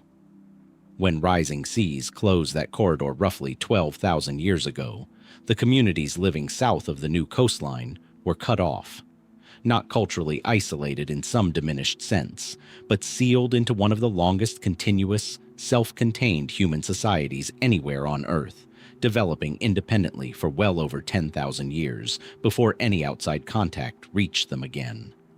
That isolation is itself remarkable, and increasingly the subject of serious academic attention.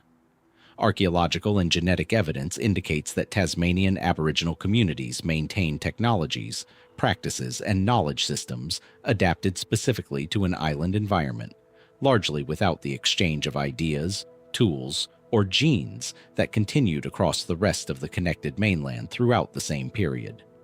This makes Tasmania something close to a controlled experiment in cultural continuity, a single, sustained human story, told without external interruption, for longer than agriculture has existed anywhere in the world. The mystery this chapter has to sit with, honestly and without flinching, is not primarily about what that isolated society knew. It's about how much of what they knew has been made permanently unrecoverable, not through the slow generational erosion described in earlier chapters on songlines and message sticks, but through a catastrophically compressed campaign of violence, disease, and displacement that unfolded within a single human lifetime. British colonization of Tasmania, then known as Van Diemen's Land, began in 1803. What followed over the next 3 decades is documented in broad outline, with grim thoroughness. Escalating violent conflict between colonists and Aboriginal Tasmanians over land and resources, culminating in the period settlers themselves referred to at the time as the Black War, through the 1820s and into the early 1830s. Aboriginal Tasmanians were killed in direct conflict, died from introduced diseases to which they had no prior exposure or immunity, and were forcibly removed from their country in a series of government-sanctioned relocations, most infamously overseen by George Augustus Robinson, who between 1829 and 1834 led an effort, framed at the time as protective, to relocate surviving Aboriginal Tasmanians to Flinders Island and other offshore settlements. Conditions at these settlements were poor, and the Aboriginal population there continued to decline sharply from disease and dislocation, even after the direct violence of the Black War had largely subsided on the main island. By the mid-19th century, the surviving Aboriginal Tasmanian population had been reduced to a small fraction of its pre-colonization size, concentrated in a handful of individuals whose deaths were, at the time, publicly and prematurely declared to mark the extinction of the Tasmanian Aboriginal people entirely. A narrative that colonial society repeated for well over a century afterward, taught in schools, and stated as settled historical fact. That narrative was wrong, and its persistence is itself part of the mystery this chapter has to untangle. Tasmanian Aboriginal people did not go extinct. Descendant communities survived. Through Aboriginal women who had children with European sealers on the Bass Strait Islands, through family lines that continued quietly, often obscured by the same colonial society that had declared them gone, and through communities that maintained identity and connection to country, despite being told, repeatedly and officially, that they no longer existed. Tasmanian Aboriginal people are here today, organized, active, and engaged for decades in a sustained and often difficult fight for recognition against a historical record that spent generations insisting they weren't. What was genuinely and catastrophically lost in that compressed 30-year period, however, is difficult to overstate, and this is where the chapter's central, unresolved question lives. Unlike mainland Australia, where colonization proceeded unevenly over more than a century, leaving pockets of unbroken transmission even amid widespread disruption, Tasmania's Aboriginal population collapse happened fast enough and was concentrated enough that entire language groups— Tasmania is believed to have held between 8 and 12 distinct languages or dialect groups at the time of colonization— were reduced to a handful of speakers, or to no speakers at all, before any systematic linguistic documentation could take place. 19th century colonial record-keeping, where it existed at all, was fragmentary, inconsistent, and frequently filtered through observers with little interest in, or understanding of, what they were recording. Some vocabulary lists, some place names, and some fragments of song and story survive in colonial-era notebooks and correspondence. But the overwhelming majority of what these languages and traditions once contained simply has no surviving written or oral record anywhere, in any archive, held by anyone. This is a different category of loss from the songline disruptions and message stick silences explored earlier in this collection. Those represent damage to a system that, in many mainland regions, retained enough surviving custodians and comparative material for partial, painstaking reconstruction. Tasmania, for a significant portion of its pre-colonial linguistic and narrative record, offers something closer to a hard boundary. Knowledge that existed, that shaped an island society for over 10,000 years of independent development, and that in many specific cases has left no trace anyone has yet been able to find, in any language, in any surviving informant's memory, in any drawer of any museum. Contemporary Tasmanian Aboriginal communities have not treated this as a closed door. Since the late 20th century, sustained linguistic and cultural revival work has produced Mahogany, a reconstructed language project drawing on the surviving fragments from multiple original Tasmanian language groups, developed and controlled by the Tasmanian Aboriginal community itself as a living, actively used language rather than a museum piece, spoken today, taught to children, used in official contexts including place naming and public signage across the island. This is not, and does not claim to be, a full recovery of any single original language in its pre-colonial completeness. It is something else, a deliberate act of reconstruction and continuity, built from what survived by the descendants of the people who once spoke it, refusing the premise that loss this severe must be permanent and final. That refusal sits at the heart of what makes this chapter different from most others in this collection. Elsewhere, the mystery has often been a question aimed outward. What did this practice mean? What does this pattern encode? How old is this story really? Here, a significant part of the mystery is aimed at the historical record itself. How much colonial documentation, and how much of the extinction narrative built on top of it, reflected genuine absence of information, and how much reflected a colonial society's active unwillingness to look closely enough, early enough, at a people it had already decided to write out of the present tense. Some historians and linguists working on this material now believe further fragments may yet exist, unrecognized in colonial-era personal papers, mission records, and private correspondence never properly cataloged or cross-referenced against what's already known. Sources that, unlike a lost oral tradition, could in principle still be found, sitting in an archive somewhere, misfiled and unread. So the question this chapter leaves open runs in two directions at once. How much of what once existed on this island, 10,000 years of independent human knowledge, story, and language, is genuinely, permanently gone, past any hope of recovery through record or memory? And how much of what looks like permanent loss is instead a reflection of how little effort colonial record keepers made to preserve it while they still could? Meaning some of what's presumed lost might not be gone at all, but simply still waiting, unread, in an archive nobody has thought to search with the right question in mind.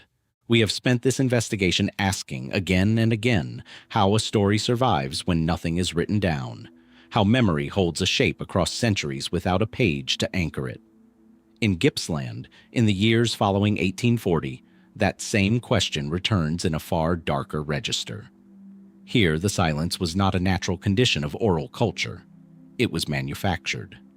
Gippsland, in the southeastern corner of what is now Victoria, is a landscape of river flats, coastal lakes, and dense forest. Gunai-Kurnai country, home to 5 clan groups whose relationship to this land stretches back tens of thousands of years. Beginning in 1840, European pastoralists moved into the region in force, seeking grazing land, and within a few short years, the Gunai-Kurnai population had been reduced by a catastrophic margin. Historians estimate that the Aboriginal population of Gippsland fell by as much as 80 to 90% within roughly a decade of sustained European settlement, one of the steepest and fastest population collapses recorded anywhere on the Australian frontier. The causes were several: introduced disease, the collapse of traditional food and land access as pastoral runs expanded, and violence, organized, repeated, and in several documented instances, explicitly intended to kill in large numbers. What makes Gippsland a particularly difficult case for historians is not doubt about whether this violence occurred. It plainly did. The difficulty lies in how much of it was ever formally recorded, by whom, and why so much of what did happen left almost no trace in the official archive of the time. Some events are documented with reasonable clarity. The 1843 massacre at Warrigal Creek near present-day Woodside is among the better known. Following the killing of a European station manager, a group of settlers formed an armed party and killed a number of Gunai-Kurnai people in reprisal, at a scale that oral tradition and later historical reconstruction place well beyond what any contemporary colonial report acknowledged. Angus McMillan, a prominent squatter and one of the most celebrated names in early Gippsland settlement history, has been directly implicated by multiple historians, including Peter Gardner in his 1983 study Gippsland Massacres, in organizing or participating in a series of reprisal killings across the district throughout the 1840s. For well over a century, McMillan was memorialized in Victoria as a pioneering explorer. Only in recent decades has his role in this violence been substantially incorporated into the public record, following sustained archival and oral history work. This is the central puzzle historians face across Gippsland, and indeed across much of the Australian frontier. The killing was, by its nature, designed to leave few witnesses in a position to report it through channels colonial authorities recognized as credible. Aboriginal testimony was, as a matter of course, not admissible in colonial courts during this period, meaning that survivors, however numerous, had no formal avenue to record what they had seen in a way the legal or administrative system would act upon. Settlers who participated had every incentive not to document their own actions in correspondence or official reports, and where violence was mentioned at all in settler letters, diaries, and newspapers of the time, It was frequently minimized, described euphemistically as dispersal or omitted entirely. The result is an archive that is not silent because nothing happened, but silent because the events were, quite deliberately, kept out of the record by the people responsible for them. Reconstructing what actually occurred, then, has depended on a different kind of evidence entirely. One historians have only in recent decades begun to treat with the rigor it deserves. Gunai-Kurnai oral tradition preserved detailed knowledge of specific massacre sites, numbers, and circumstances across generations, passed down within families and communities even as the official record stayed largely blank. Cross-referencing this oral knowledge against surviving fragments of settler correspondence, missionary records, and later archaeological survey has allowed researchers, notably through projects like the University of Newcastle's Colonial Frontier Massacres in Australia Mapping Project, to confirm and geographically locate a number of events that would otherwise have no documentary trace at all. This convergence between independently maintained oral memory and the sparse written record is, in itself, one of the more significant findings to emerge from frontier violence research over the past 30 years. It demonstrates that Aboriginal oral history, in numerous verified cases, has proven more reliable and more detailed than the colonial archive constructed by the people who held the pen. Even so, gaps remain, and they are unlikely to ever fully close. How many massacre sites across Gippsland have no surviving oral account, because the community that once held that memory was itself destroyed in the event, leaving no one to carry the story forward? Historians researching frontier violence describe this as one of the field's most troubling structural problems, a kind of erasure that compounds itself, where the very act of mass killing can also eliminate the witnesses and knowledge holders who might otherwise have ensured it was remembered. Unlike the astronomical or engineering traditions this investigation has explored elsewhere, where the challenge is verifying an intact but ancient oral record, here the challenge is confronting a record that was actively broken, mid-transmission, by the violence itself. What survives today reflects sustained work by historians, archivists, and Gunai-Kurnai custodians to recover what can still be recovered, through oral testimony gathered from descendants, careful rereading of settler documents against their euphemisms, and physical investigation of sites long known within community memory but never formally acknowledged. Memorials now stand at some of these locations, including Warrigal Creek, placed there through the advocacy of Gunai-Kurnai people determined that this history not be lost a second time. The rivers and forests of Gippsland carry that history whether or not it was ever written down. What remains an open question, and likely always will, is how much of it has already been lost beyond recovery. How many names, how many places, how many families' accounts of what happened to them were never passed to anyone able to carry them forward. The work of recovering this history continues, site by site, testimony by testimony. How much more of it is still out there, waiting to be listened to properly by people finally prepared to hear it? Consider for a moment everything this investigation has asked so far. How long can a story survive unwritten? How much precision can memory carry, generation after generation, without a single page to anchor it? At Brewarrina, we left that question unresolved, buried somewhere beneath thousands of years of stone and repair. It resurfaces now under open sky, before dawn, on a stretch of coastline where the test is not engineering, but astronomy. Some miles north of the river country, past escarpment and floodplain, the land softens into wetland and mangrove. The air changes. Salt replaces dust. And somewhere along this stretch of Arnhem Land coastline, long before any European sail broke the horizon, a fire would be lit before sunrise, not for warmth, not for cooking, but for something else entirely. The people who gathered around it were waiting for a star. This is the story of the Morning Star Ceremonies, Baiame, as it is known among the Yolngu people of northeast Arnhem Land, one of the oldest continuously practiced ceremonial traditions on Earth, and one that continues quietly, largely unseen by outsiders, to this day. Picture the scene as it has been described by those permitted to observe it. Open ground near the coast, dark but for starlight. a pole, sometimes several meters long, wrapped in feathers, string, and shell. The Baiame pole, built by hand over days or weeks according to strict protocol.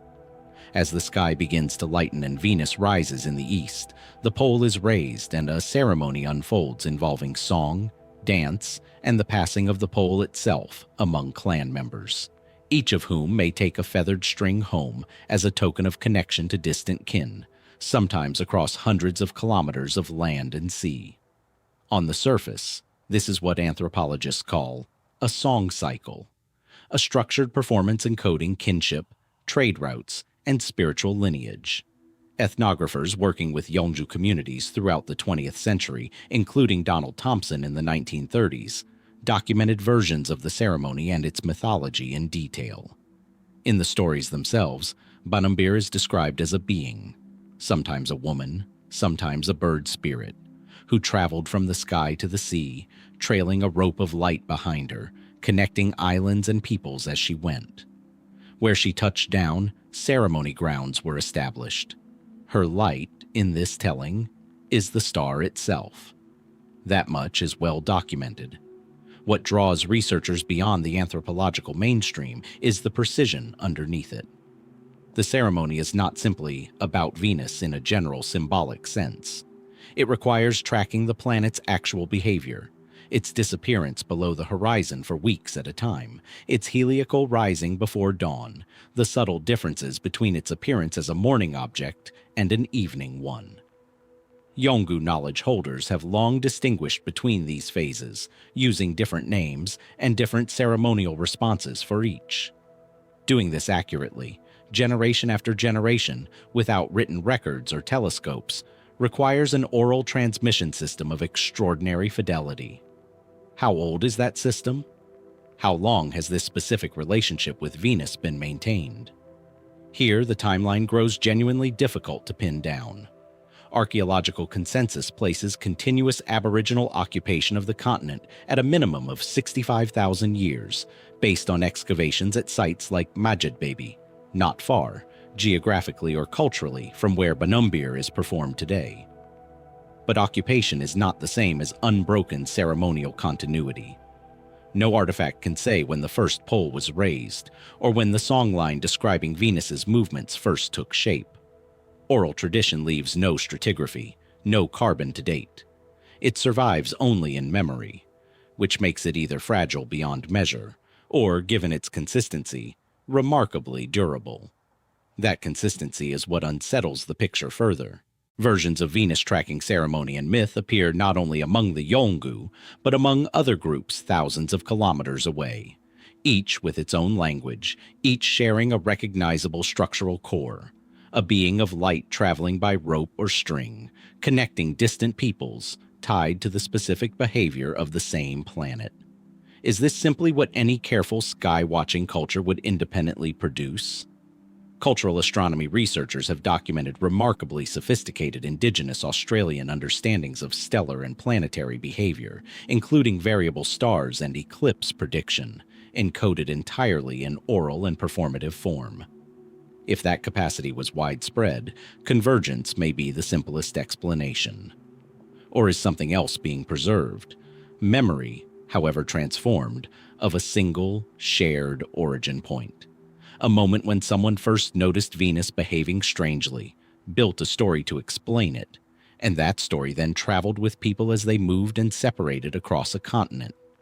Some researchers, working within accepted archaeoastronomical method, propose that certain sky knowledge traditions may preserve genuine, long-range observational memory, potentially stretching toward the last ice age.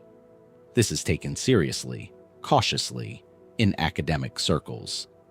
Others go further, drawing comparisons to Stonehenge or Nabta Playa, asking whether a culture without metal tools or written mathematics could maintain a precision equivalent to monuments now understood to have tracked celestial cycles with startling accuracy. Skeptics counter that ceremonial timing does not require calendar-level precision to hold deep cultural meaning, that a tradition can be real and profound without being an instrument. Believers in a deeper mystery respond that dismissing oral precision simply because it was never written down may say more about inherited bias than about what was actually achieved. Neither claim can currently be proven, and that, perhaps, is the quiet center of this particular mystery. Not doubt about the ceremony's age, but the absence of any tool capable of measuring exactly how old or how unbroken this specific act of watching the sky truly is. What we know is this: somewhere along that coast, the ceremony still happens. The pole is still built. The feathers are still strung. And when Venus rises before the sun, as it has for every human who has ever lived to see it, someone is still there, watching, continuing something that may stretch back further than anyone can currently prove. How long has someone been watching that star rise and calling it by name? Somewhere out past the mangroves, in the hour before sunrise, it is still being asked, not yet found by anyone equipped to recognize it. That was the question left hanging over the stone arrangements of the south. Travel now toward the sandstone ridgelines of the Hunter Valley, where a different kind of arrangement waits, and where the question of who is equipped to recognize the truth becomes, if anything, even sharper. Here, pressed into an exposed rock shelf, are two enormous footprints, each nearly 2 meters long, each bearing 6 toes. No living hand carved them, and no living witness can say precisely when they were made.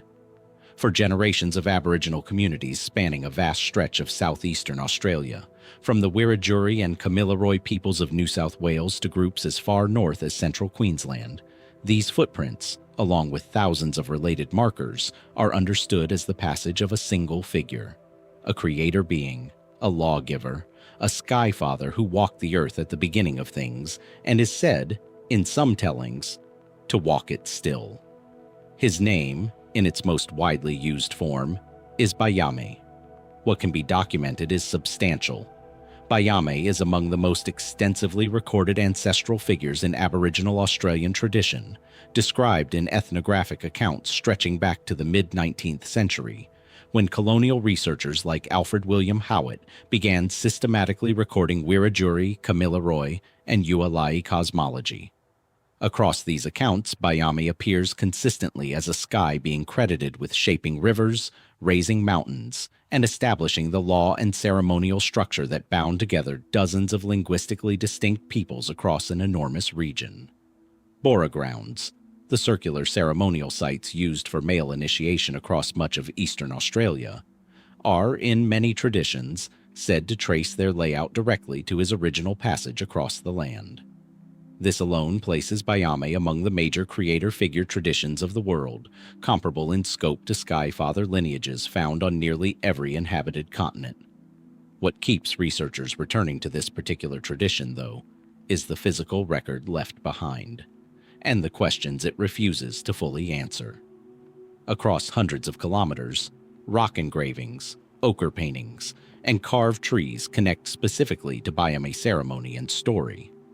The most striking is the Baiame cave painting near Milbrodale, a monumental white and red ochre figure, arms outstretched, standing several meters tall, its precise age difficult to establish given the limits of current ochre dating methods. Not far away lie the 6-toed footprints of Baiame's Ngunhu, near Brewarrina, a site whose surrounding structure happens to be one of the most securely documented ancient engineering feats on the continent. A network of stone fish traps built into the Barwon River. The Brewarrina traps stretch nearly half a kilometer along the riverbed, engineered to herd fish into holding pens regardless of water level, maintained and repaired across generations.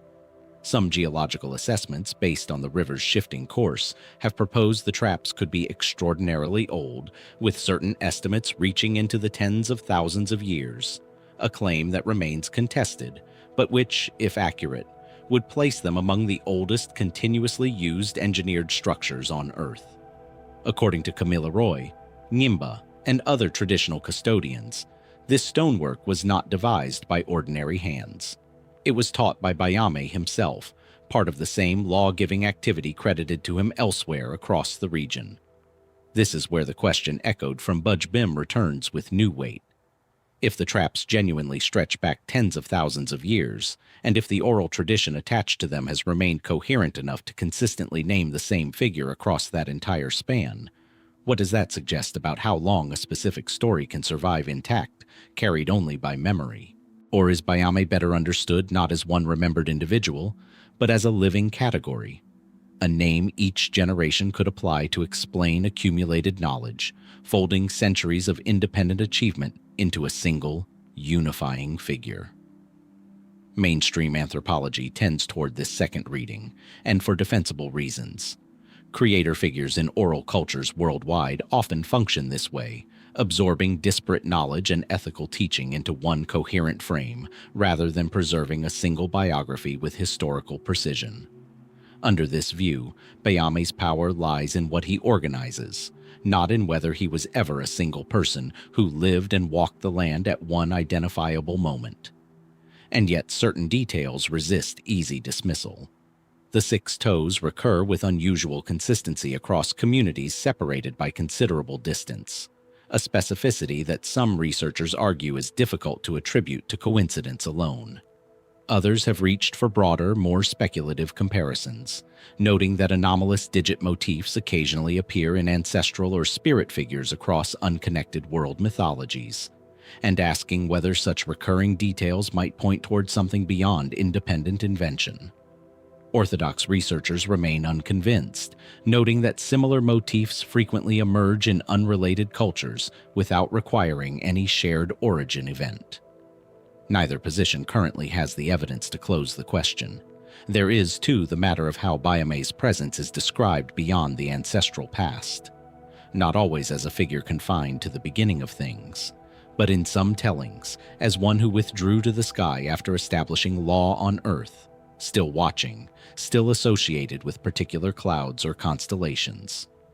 Colonial-era ethnographers, working within their own religious frameworks, sometimes liken this to a monotheistic sky god, a comparison many contemporary Aboriginal scholars and communities now regard as a flattening, an imposition of European categories onto a cosmology that operated on entirely different terms. What was Baiame, in the understanding of those who first shaped these traditions, before that comparison was ever made? How much of the record reflects the tradition itself, and how much reflects what 19th century recorders expected or hoped to find? The stone remains: footprints, fish traps, an ochre giant fixed to a sandstone wall. The oral tradition remains too, held and interpreted by custodian communities on their own terms, often resistant to translation into the categories Western historical method prefers. What does not remain, and may never be recoverable, is the original moment when a story about a 6-toed lawgiver first began to be told. Was Baiame one ancestor, remembered with extraordinary fidelity across an extraordinary span of time? Or many ancestors, gathered beneath a single enduring name, their separate histories folded together until only the shape of the story survived? The footprints are still pressed into that sandstone shelf, still facing whichever direction they were made to face. Waiting, it seems, for someone to finally say with certainty whose feet left them there. Leave the sandstone ridgelines of the Hunter Valley behind and travel southwest into the volcanic country of what is now Western Victoria. A landscape shaped by an eruption so old it has passed from human memory into geological record. And yet, remarkably, not entirely. This is Baiame, a low volcanic cone whose ancient lava flows reshaped the surrounding wetlands into a maze of channels, swamps, and waterways. Here, Gunditjmara people constructed one of the most sophisticated aquaculture systems known anywhere in the ancient world. Kilometers of hand-built stone channels, weirs, and holding ponds, engineered to trap and farm eels as they migrated through the wetland each year. In 2019, UNESCO inscribed the Baiame cultural landscape as a World Heritage Site, citing evidence that the system had been in continuous use and modification for at least 6,600 years. Older than the pyramids of Giza, older than Stonehenge, older than almost any engineered structure still in active use on Earth. This dating was not speculative. It was established through careful geological analysis, tying the stonework to a specific, datable lava flow, and through radiocarbon dating of associated habitation deposits, including stone house foundations nearby. Evidence that this was not a temporary camp, but a settled, semi-permanent community sustained by an engineered food system, thousands of years before agriculture is traditionally believed to have taken hold anywhere in the world. This is, on its own, a remarkable and well-documented achievement, requiring no speculation to be extraordinary. But it reframes a question that has followed us through every stone arrangement examined so far.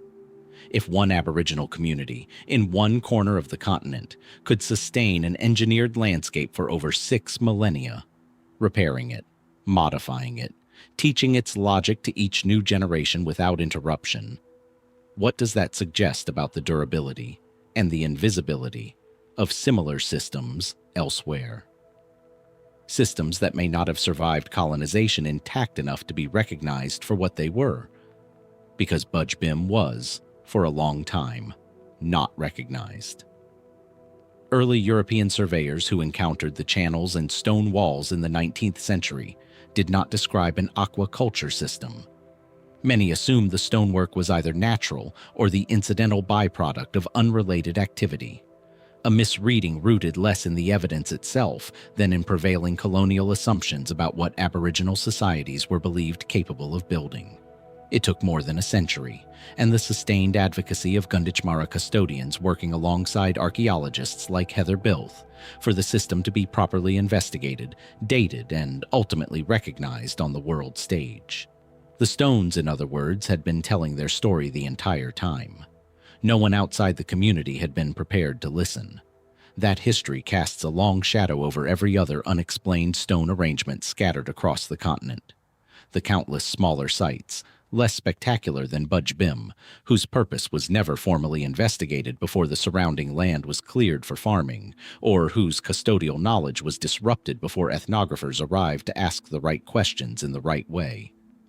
How many Baiames were missed? How many stone arrangements dismissed in the 19th century as natural formations, or insignificant, were in fact engineered systems whose logic simply wasn't recognized by the people looking at them? It's a question that extends even to sites whose function remains genuinely undetermined today. In parts of South Australia and western New South Wales, researchers have documented smaller stone arrangements, circles, lines, occasional larger formations of piled rock that do not correspond to any currently known ceremonial, aquacultural, or astronomical function, and whose associated oral knowledge, if it ever existed in a form accessible to outside researchers, has not been recorded. Some may simply be the remains of temporary structures, windbreaks or hunting hides, their apparent deliberateness more a trick of erosion and time than of design. Others may be ceremonial sites whose significance was, by design, never meant to be shared outside specific initiated lines, meaning that from the perspective of outside researchers, they may remain permanently unexplained not because the knowledge is lost, but because it was never meant to be public in the first place. This distinction matters. An unsolved mystery and a deliberately kept secret are not the same phenomenon, even though, to an outside observer working only with stone and silence, they can look identical. Which raises, again, the uncomfortable question at the center of this entire chapter of inquiry. Western historical method is built to work with evidence that wants to be found. Artifacts, inscriptions, structures whose purpose can be reconstructed through excavation and comparison. Aboriginal knowledge systems, by contrast, were often built to be selectively transmitted, restricted along lines of gender, age, and ceremonial standing, protected rather than broadcast. When those two systems meet, what looks to one side like an unsolved mystery may, from within the other, never have been a mystery at all. Baiame proves at minimum that scale and antiquity are not in question, that Aboriginal engineering, sustained across thousands of years, can match or exceed nearly anything built in the ancient world elsewhere. What remains genuinely open is how much more of that engineering, that astronomy, that deliberate architecture of stone still lies scattered across the continent, unread by outside eyes, not because it has nothing to say, but because no one has yet learned to ask the land and the people who still hold its memory in the right way. The channels at Bunyip are still there, still shaped by hands that understood water and eels and stone better than most modern engineers could manage without machinery. Somewhere beyond them, how many quieter arrangements are still waiting? Not lost, perhaps, but simply not yet found by anyone equipped to recognize them. Among the Gunditjmara and neighboring peoples who maintained the channels of Bunyip for 6,500 years, another figure moved through the stories told around those same wetlands and stretching far beyond them. Not a lawgiver this time, not a builder of stone, but something faster, stranger, and considerably harder to pin down. A predator. A spirit. A creature known across much of Aboriginal Australia by many names, but perhaps most widely in the historical record as the Devil Dingo. To understand why this tradition has occupied ethnographers and cryptozoologists alike for well over a century, we should begin with what is not in dispute. The dingo itself, Canis familiaris dingo, as it's classified by some taxonomists, or a distinct species by others, a debate still unresolved in the scientific literature, arrived on the Australian continent an estimated 3,000 to 5,000 years ago, almost certainly brought by seafaring traders from Southeast Asia. This timing is significant. It means the dingo's presence on the continent is, in evolutionary and cultural terms, comparatively recent, arriving well after the earliest phases of Aboriginal occupation and settling into an ecosystem that had developed for tens of thousands of years without a large land predator of its kind. Within a remarkably short span, the dingo became deeply woven into the spiritual, ecological, and mythological fabric of dozens of Aboriginal cultures across the continent. A rare, well-documented case of an introduced animal being fully absorbed into ancestral tradition rather than remaining a foreign or peripheral figure. In the mythology of numerous groups, dingoes appear as ancestral beings, shapeshifters, and creators, credited with forming landscape features, establishing kinship laws, and, in some traditions, teaching human beings how to hunt. But alongside these creation figure dingoes exists a separate, darker thread. Stories of dingo-like beings that are not simply animals, and not straightforwardly ancestral spirits either, but something closer to monstrous. Oversized, malevolent, capable of behavior no ordinary dingo displays. Accounts vary significantly by region and language group, which is itself worth noting. This is not a single unified legend, but a recurring motif, appearing independently, or at least distinctly, across widely separated communities. In some traditions, these beings are described as enormous, far larger than any known dingo, sometimes said to stand as tall as a man. In others, the danger lies less in size than in behavior. A dingo that hunts with unnatural intelligence, that appears and vanishes without explanation, that targets specific individuals rather than hunting as ordinary predators do. Some accounts tie these creatures to sorcery, describing them as familiars or manifestations connected to particular practitioners, rather than as animals in the conventional sense at all. Ethnographers recording these traditions through the 19th and 20th centuries generally treated them as they treated other spirit being accounts across Aboriginal cosmology, as meaningful cultural and moral narratives, often serving to enforce behavioral codes, explain unexplained deaths or livestock losses, or mark certain places and times as dangerous, rather than as literal zoological reports. This is where mainstream ethnography largely rests, and reasonably so. Cautionary predator figures appear in oral traditions on every inhabited continent, creatures that police boundaries, punish transgression, or explain the unexplainable within a coherent moral framework. Read this way, the devil dingo traditions function much like wolf spirit and monstrous canine traditions found in North America, Europe, and Asia.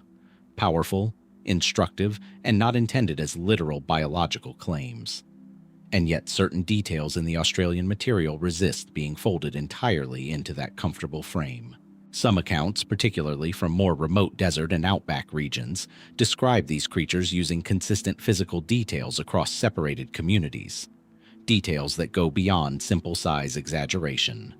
Reports occasionally invoke unusual coloring, unnatural silence in movement, or tracks said to differ meaningfully from ordinary dingo prints, appearing too large, too deep, or spaced in patterns inconsistent with a four-legged gait. Some of the most persistent modern accounts, gathered informally rather than through rigorous ethnographic method, come from outback residents and travelers describing encounters with unusually large, aggressive canines in isolated country. Encounters that predate, and seem largely independent of, contemporary popular media. Mainstream zoologists offer a straightforward explanation for at least some of this. Dingo-dog hybridization, a well-documented and ongoing phenomenon since European settlement introduced domestic dogs to the continent, can produce animals significantly larger and more unpredictable than pure dingo populations, and isolated or malnourished-looking animals are notoriously difficult to judge accurately for size in fleeting encounters, especially at night. That explanation accounts for a great deal, but does it account for everything? It does little to explain why oversized, malevolent canine spirit beings appear in oral traditions that predate any possibility of hybridization, recorded among groups with no contact with post-settlement dog populations at the time these stories were first documented. Nor does it fully explain the specificity with which some communities distinguish between ordinary dangerous animals, explicable through natural means, and something else entirely. A being understood, within its own cultural context, to operate by different rules altogether, tied to sorcery, transformation, or forces existing outside ordinary natural law. Fringe researchers have, predictably, pushed further still, drawing loose comparisons to cryptid traditions on other continents, comparisons that remain, at present, without supporting physical evidence and largely outside any serious scientific framework. What can be said with more confidence is narrower, and in some ways, more interesting.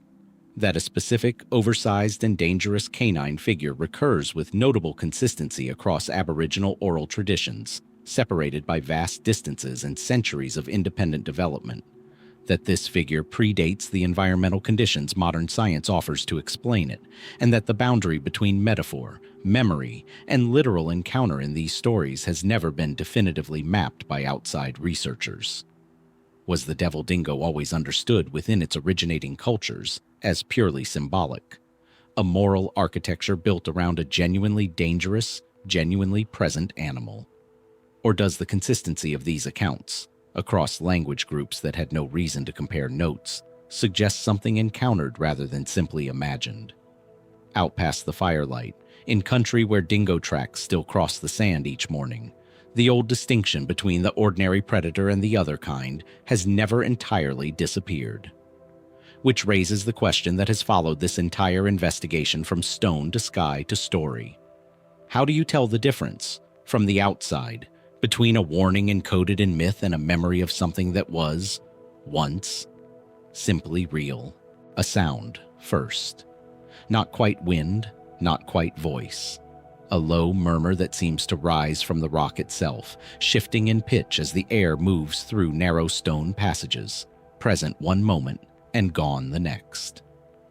Travelers and traditional custodians alike have described it for generations, standing before certain rock formations scattered across the continent's interior, places where the wind, or something behaves like it, seems to speak.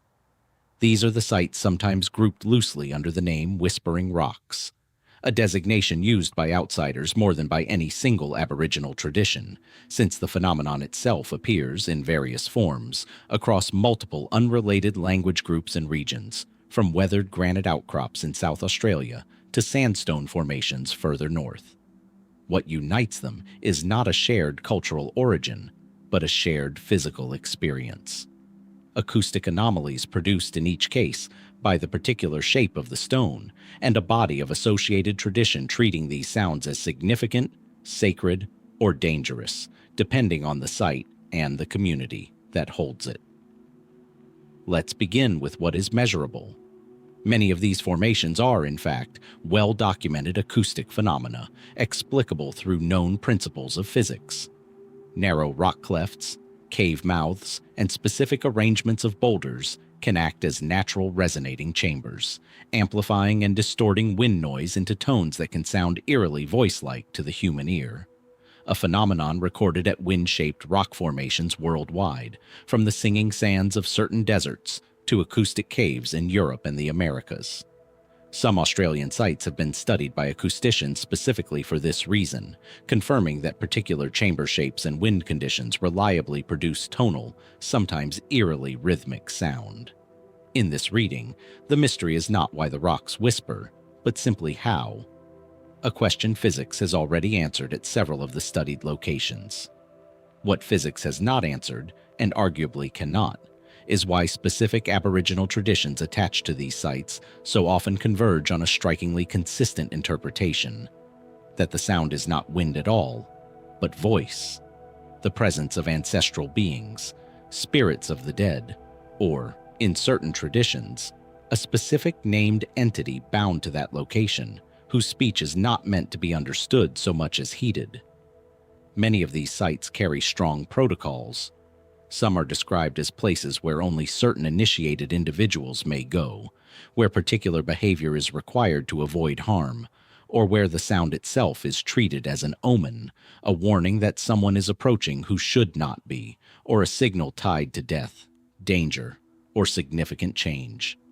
Ethnographers recording these traditions have generally treated them the way they treat other spiritually significant landscape features across Aboriginal Australia, as meaningful, functional elements of law and ceremony, encoding both practical safety knowledge.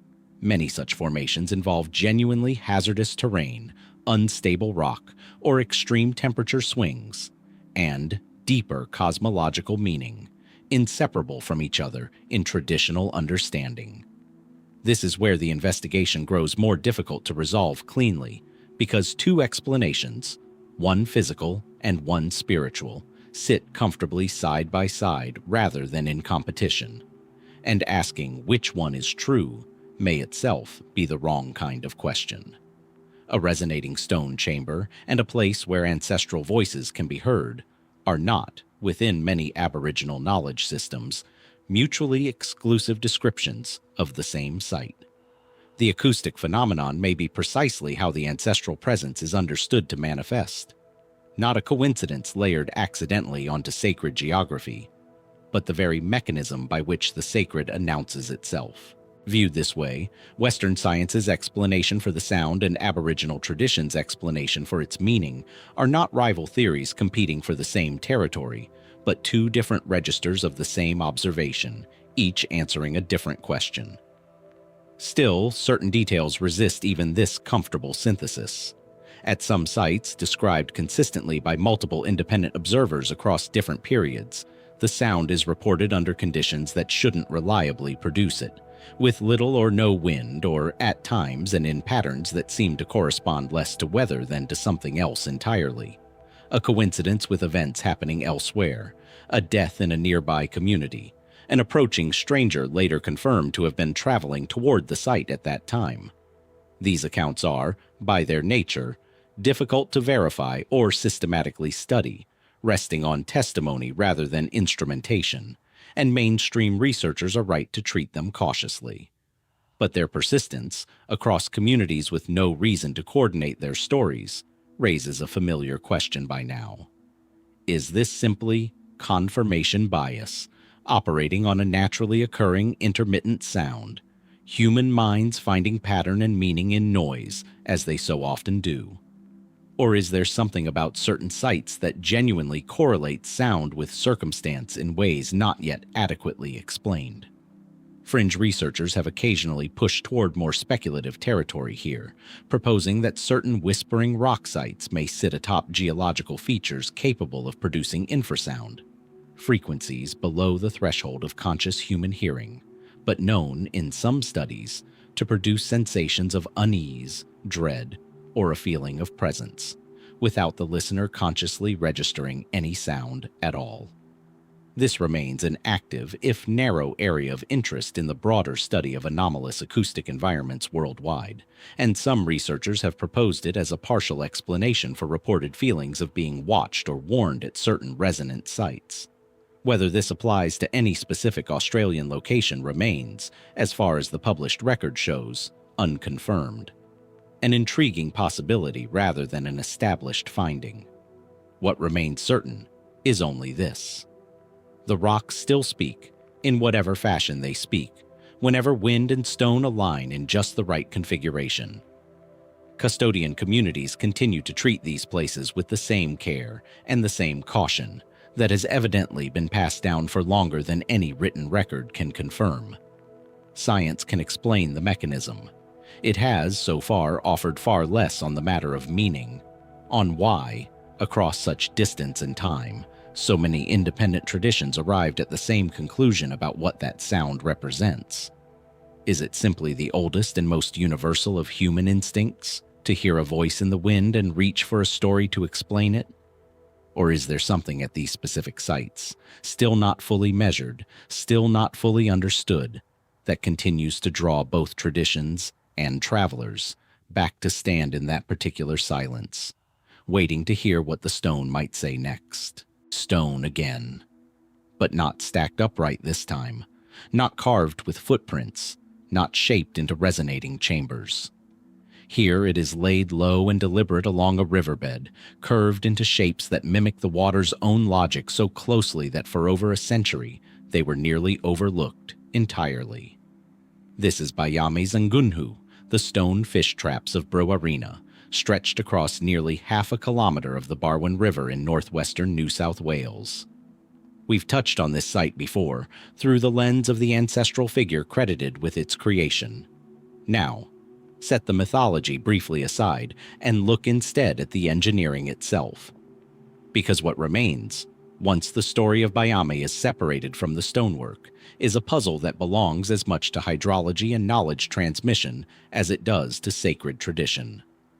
The traps consist of dozens of interconnected stone weirs, walls, and holding pens, arranged with a precision that allowed Ngemba, Muruwari, Waiawan, Barnbinya, Wailwan, and other neighboring peoples to work the structure collaboratively, funneling migrating fish into pens where they could be caught regardless of the river's fluctuating water level, a design detail that matters enormously because the Barwon, like most Australian inland rivers, does not flow at a constant volume. It floods, it recedes, it can run high for months and then drop to a trickle. A fish trap built to work at only one water level would be useless for much of the year. The Brewarrina traps, by contrast, were engineered with multiple interconnected chambers positioned at different elevations along the bank, meaning that as the river rose and fell, different sections of the system would become operative, maintaining a functioning trap across a wide range of conditions rather than a single narrow one. This is not a simple achievement. It requires a working understanding of hydraulics, of how water behaves under varying pressure and volume, translated into permanent stone construction without the aid of written calculation, surveying instruments, or centralized authority directing the labor. Built instead, according to tradition, through cooperative effort among multiple distinct language groups sharing a single, sophisticated resource. Historians and engineers who have studied the site consistently describe it in terms usually reserved for major ancient infrastructure elsewhere in the world.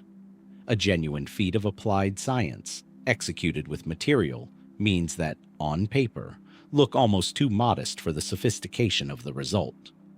The dating question, touched on earlier, deserves closer attention here because it sits at the center of what makes Brewarrina's knowledge history so difficult to fully resolve. Geological assessments of the Barwon's shifting course, combined with the structure's clear adaptation to multiple historical channel positions, have led some researchers to propose the traps could be extraordinarily old. Estimates in some published discussions extending into the tens of thousands of years, a figure that, if verified, would make Brewarrina not merely old, but among the oldest continuously functioning engineered structures anywhere on the planet, predating the pyramids, Stonehenge, and the earliest cities of Mesopotamia by a considerable margin. Other researchers urge caution, noting that stone weirs are, by their nature, difficult to date directly. The material itself is ancient, but the arrangement could theoretically have been built, rebuilt, and reconfigured many times across a much shorter span, with each generation's repairs obscuring the traces of the version before it. because the technique for building and maintaining the traps was passed down and continuously applied rather than fixed in a single unchanging form, distinguishing an original ancient structure from a long history of faithful reconstruction becomes, in practical terms, almost impossible using current methods. This is, in a sense, the deeper mystery beneath the more commonly asked question of age. It is not simply how old the traps are, but how a specific body of applied engineering knowledge, proportions, placement, understanding of flow, could be transmitted with enough fidelity across an unknown but clearly substantial span of time that the system continued to function precisely as intended, generation after generation, without the aid of diagrams, written specifications, or any external verification method beyond the practice being taught directly, hands guiding hands, from one builder to the next. How is that kind of precision maintained without writing? Cognitive and anthropological researchers studying oral knowledge transmission worldwide have increasingly recognized that non-literate societies can preserve remarkably exact technical and environmental knowledge through structured teaching methods, repetition, and embedding information within memorable narrative or ceremonial frameworks. Findings that have reshaped how seriously oral technical traditions are now taken in fields that once assumed writing was a prerequisite for precision. Brewarrina, under this framework, becomes a case study in what sustained oral technical transmission can achieve when given enough time and enough cultural continuity to work. And yet acknowledging the mechanism does not fully resolve the wonder of the result. Understanding that knowledge can be passed down accurately does not, on its own, explain how anyone first arrived at a design this refined, or how many generations of trial, failure, and refinement it may have taken before the traps functioned exactly as they do today. More speculative voices have gone further still, asking whether sites like Brewarrina might represent evidence of a broader, now largely invisible tradition of sophisticated hydraulic engineering across ancient Aboriginal Australia. Smaller, less durable versions elsewhere that simply did not survive erosion, flooding, or colonial-era land disruption in a form still recognizable today. This remains at present an open and largely untested hypothesis rather than an established finding. But it is not, on its face, an unreasonable one, given how narrowly Brewarrina itself escaped 2 centuries of misunderstanding before its true nature was properly documented.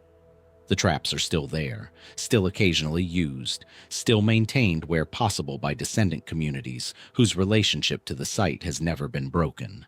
The river still rises and falls exactly as it always has. What remains unresolved is not whether the engineering is real. It plainly is.